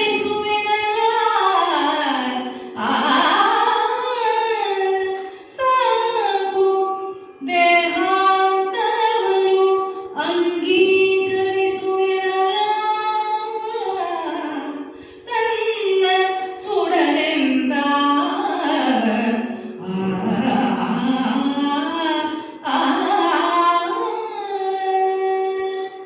ಅರ್ಜುನನಿಗೆ ಈಗ ವಿಷಾದವಾಗ್ತಾ ಇದೆ. ಈ ರೀತಿಯಾಗಿ ಶೃಂಗಾರಪೂರ್ಣೆಯಾಗಿ ಊರ್ವಶಿ ಬಯಸಿ ಬಂದಿದ್ದು, ಮಾತನಾಡಿದ್ದು, ಶಾಪವನ್ನು ಕೊಟ್ಟು ಹೋಗಿದ್ದು, ಇದನ್ನೆಲ್ಲನ್ನು ಎಣಿಸಿಕೊಂಡು ಅವನು ಈಗ ದುಃಖಿತನಾಗ್ಬಿಟ್ಟ. ಸುರಪತಿಗೆ ಸೂಚಿಸಿದ್ದೇನೆ, ನಾನೇನಾದರೂ ದೇವೇಂದ್ರನಿಗೆ ಹೇಳಿದ್ದೆ, ನನಗೊಂದು ಒಳ್ಳೆ ಸುಂದರಿಯನ್ನು ಕಳಿಸು, ಅಪ್ಸರೆಯನ್ನು ಕಳಿಸು, ಊರ್ವಶಿಯನ್ನು ಕಳಿಸು. ಇದು ನಾನೇನು ಬಯಸಿದ್ದಲ್ಲ. ದೇವೇಂದ್ರನಿಗೆ ನಾನು ಏನನ್ನು ಹೇಳಿರಲಿಲ್ಲ. ಕರೆಸಿದ್ದೇನೆ ಕಮಲಾನನೆಯ, ಇವಳನ್ನು ನಾನಾಗಿ ಬರಮಾಡಿಕೊಂಡಿದ್ದೇನೆ. ಅಲ್ಲವೇ ಅಲ್ಲ, ನಾನು ಬರಮಾಡಿಕೊಂಡದ್ದೇನಲ್ಲ. ಹೋಗಲಿ, ನಾನು ಆಡಿದ ಮಾತಿನಲ್ಲಿ ಏನೋ ತಪ್ಪಿದ್ದೆ, ನುಡಿಗೆ ಅಪರಾಧ ಉಂಟೆ, ನಾನು ತಪ್ಪಿ ಆಡಲೂ ಇಲ್ಲ. ಅಥವಾ ಅಪರಾಧ ಉಂಟೆ ತಾನು ಮಾಡಿದುದು, ನಾನು ಮಾಡಿದ್ದೇನೆ ಒಂದು ತಪ್ಪಾಯ್ತಾಗ. ಈ ರೀತಿಯಾಗಿ ಊರ್ವಶಿಯಲ್ಲಿ ನಾನು ನಡ್ಕೊಂಡಿದ್ದು, ಧಾರ್ಮಿಕನಾಗಿ ನಡ್ಕೊಂಡಿದ್ದು ತನ್ನ ಅಪರಾಧವೇ, ತಾನು ಮಾಡಿದ ತಪ್ಪೇ ಅಲ್ಲವೇ ಅಲ್ಲ. ಹೀಗಿದ್ದರೂ ತನಗೆ 1 ವರ್ಷ ನಪುಂಸಕನಾಗುವಂತ ಅವಳು ಶಾಪ ಕೊಟ್ಬಿಟ್ಲಲ್ಲ. ವರುಷ ತನಕ ನಪುಂಸಕದಲ್ಲಿ ಆಚರಿಸಬಲ್ಲೆನೆ. ಯಾಕೆಂದ್ರೆ ಅರ್ಜುನನ ಬಗ್ಗೆ 3 ಲೋಕದ ಗಂಡು ಎನ್ನುವಂತಹ ಒಂದು ಪ್ರಖ್ಯಾತಿ ಇದೆ. ಇದು ಎಂತಹ ಶಬ್ದ ಅಂತಂದ್ರೆ 3 ಲೋಕದ ಗಂಡು, ಆದರೆ ನಪುಂಸಕನಾಗಬೇಕು. ಆ ಶಾಪದಲ್ಲಿ ಎಲ್ಲಿಂದ ಎಲ್ಲಿಯ ತನಕ ತಂದು ನಿಲ್ಲಿಸಿತ್ತು ಅಂತ ಪೂರ್ಣ ವಿರೋಧದ ನೆಲೆಯಲ್ಲಿ ಅರ್ಜುನ ನಿಲ್ಲಿಸಿ ಹೋಗಿದ್ದವಳು. ಈಗ 3 ಲೋಕದ ಗಂಡನ್ನ ನಪುಂಸಕನನ್ನಾಗಿ ಮಾಡಿ ಹೊರಟಲ್ಲ. ನಾನಿನ್ನು ನಪುಂಸಕನಾಗಿ ಹೇಗೆ ಬದುಕಲಿ? ದೇಹಾಂತರವನ್ನು ಅಂಗೀಕರಿಸುವೇನೆ, ನನಗೆ ದೇಹವೇ ಬೇಡ, ಸುಡಲೇ ಇಲ್ಲ ತನ್ನನ್ನು. ಹಾಗನಿಸ್ತವನಿಗೆ. ತಾನು ಇಂದ್ರಪ್ರಸ್ಥದಲ್ಲಿ ಇದ್ದದ್ದು, ಅಲ್ಲಿಗೆ ಪ್ರತಿಸ್ಮೃತಿ ಎನ್ನುವಂತಹ ಮಂತ್ರವನ್ನ ಹೇಳಿ ಹೋಗಿದ್ದು, ತಾನು ತಪಸ್ಸನ್ನು ಆಚರಿಸುವ ಸಲುವಾಗಿ ಇಂದ್ರಕೀಲಕಕ್ಕೆ ಬಂದಿದ್ದು. ಹಾಗಾದ್ರೆ ತಾನು ಬಂದದ್ದು ಏನಾಯಿತು? ಈಗ ತಪವನಾಚರಿಸಿದೊಡೆ ವರ ಪಾಶುಪತ ಶರವೆನಗಾಯಿತು. ತಪವನಾಚರಿಸಿದೊಡೆ ವರ ಪಾಶುಪತ ಶರವೆನಗಾಯಿತು. ಧನ್ಯವೇ ತಪವನ ಎಂದರಿದು ನಡೆದರೆ ಷಂಡತನವಾಯಿತು. ತಪವೆರಡು ಸರಿ ಫಲದು ಆದುದು ವಿಪರೀತದ ಗತಿ ಗಹನ ತರವೇ. ತಪವೆರಡು ಸರಿ ಫಲದು ಆದುದು ವಿಪರೀತದ ಗತಿ ಗಹನ ತರವೇ. ವಿಪುಲ ಕರ್ಮ ಸ್ಥಿತಿ ಎನ್ನುತ್ತ ವಿಪುಲ ಕರ್ಮ ಸ್ಥಿತಿ ಎನ್ನುತ್ತ ತೂಗಿದನು ತೂಗಿದನು ನಿಜ ಶಿರವ. ತೂಗಿದನು ನಿಜ ಶಿರವ.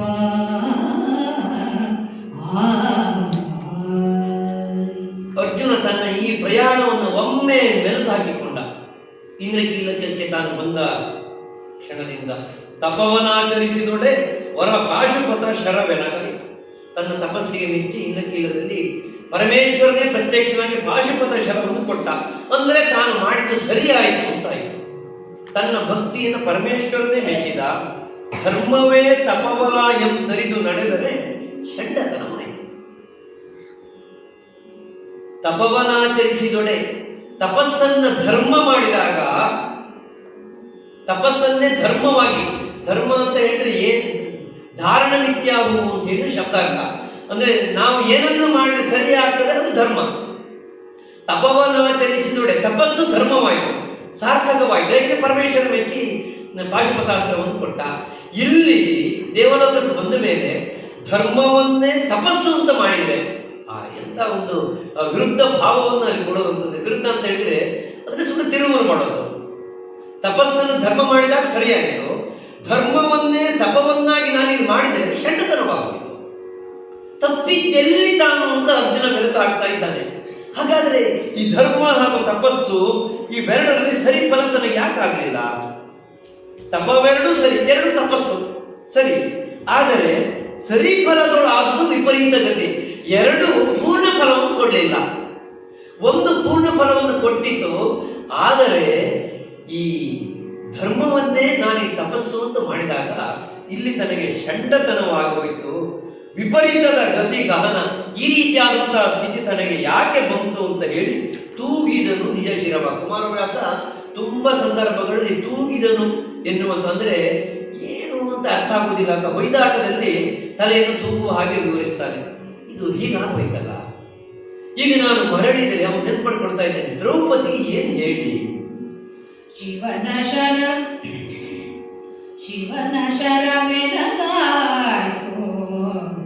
ಶಿವನ ಶರ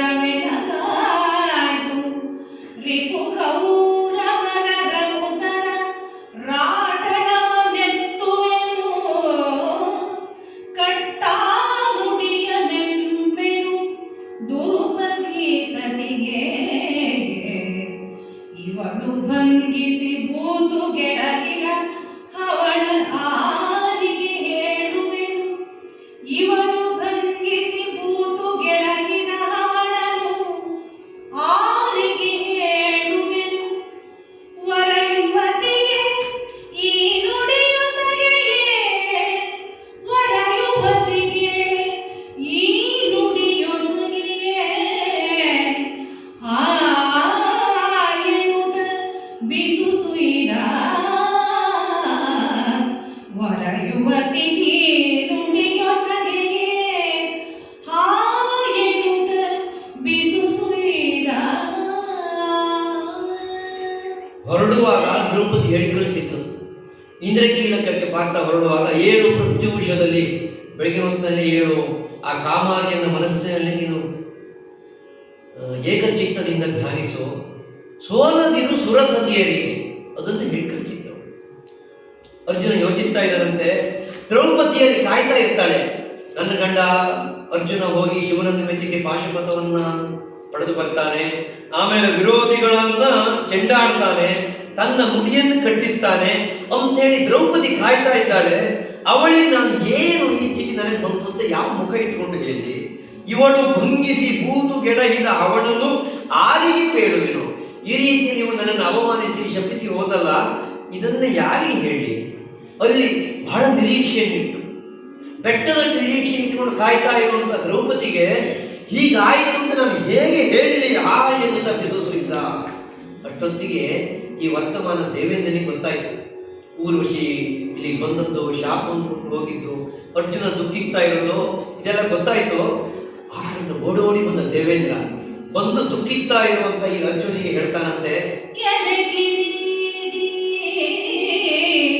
ವೃಥಾ ಮನೋವ್ಯಥೆ ತಳಿತುದೇಗೆ, ಎಲೆ ಕಿರೀಟಿ ವೃಥಾ ಮನೋವ್ಯಥೆ ತಳಿತುದೇಗೆ, ಊರ್ವಶಿಯ ಶಾಪದ ಅಳುಕಿದೈ ತತ್ಕ್ರೋಧ ನಿನಗುಪಕಾರವಾಯ್ತು ಕಣ, ಅಳುವದನಿ 12 ವರುಷದ ತಲಹಿನ ಜ್ಞಾನದಲ್ಲಿ, ವರುಷವ ಕಳೆವಡಿದು ಸಾಧನವೆಯಾಯ್ತು ಕಿರೀಟಿ, 12 ವರುಷದ ತಲಹಿನ ಜ್ಞಾನದಲ್ಲಿ, ವರುಷವ ಕಳೆವಡಿದು ಸಾಧನವೆಯಾಯಿತು ಎಲೆ ಕಿರೀಟಿ ವೃಥಾ ಮನೋವ್ಯಥೆ ತಳಿತುದೇಗೆ, ಊರ್ವಶಿಯ ಶಾಪದಲ್ಲಿ ಅಳುಕಿದೈ ತತ್ಕ್ರೋಧ ನಿನಗುಪಕಾರವಾಯ್ತು, ವರುಷವ ಕಳೆವಡಿದು ಸಾಧನವೇ ಆಯ್ತು ಶಿಖಂಡಿತನವೆಂದ.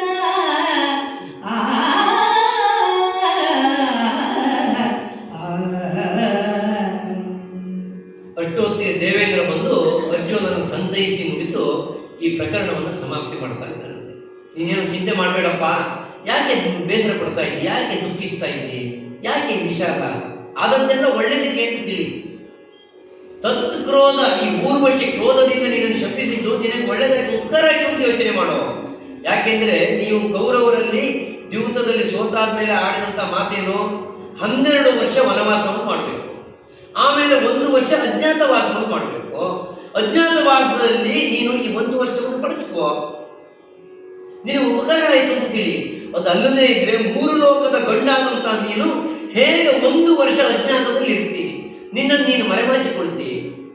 ಈ ಶಾಪ ಕೊಟ್ಟ ಇವಳು ನಪುಂಸಕ ಅಂತ, ನಪುಂಸಕನಾಗಿ ಇರಬೇಕು ನೀನು 1 ವರ್ಷ, ಆ 1 ವರ್ಷ ಅಜ್ಞಾತವಾಸದಿಂದ ಇದನ್ನು ಬಳಸಿದ್ರಾಯ್ತು, ನಿನಗೆ ಉಪಕಾರ ಆಯಿತು ಅಂತ ತಿಳಿ.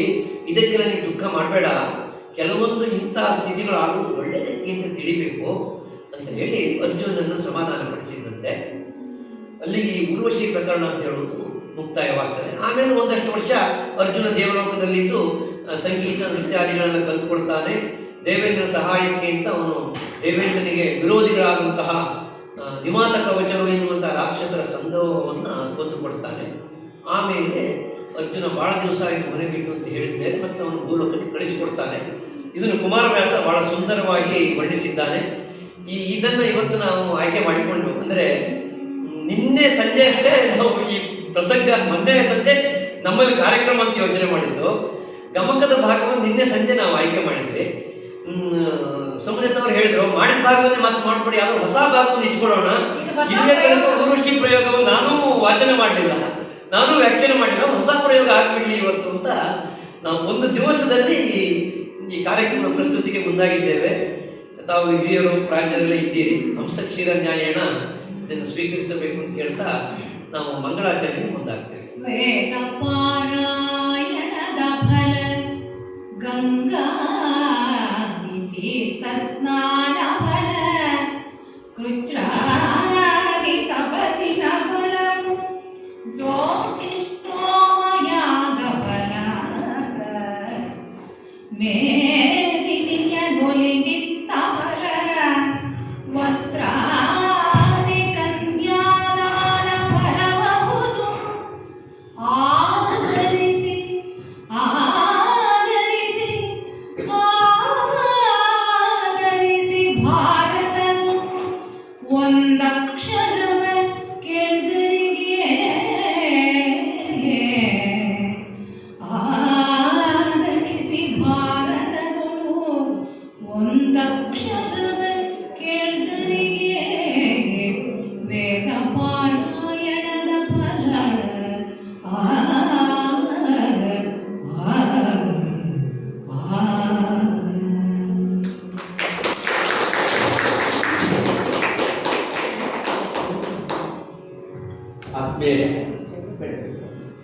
ಆತ್ಮೀಯರೇ, ಶ್ರೀಯುತ ಅರುಣ ಅವರ ಮನೆಯಲ್ಲಿ ಈ ಒಂದು ಗಮಕ ಕಾರ್ಯಕ್ರಮ ಏರ್ಪಡಿಸಿ ನಮ್ಮನ್ನೆಲ್ಲ ತುಂಬ ಸಂತೋಷಪಡಿಸಿದ್ದಾರೆ.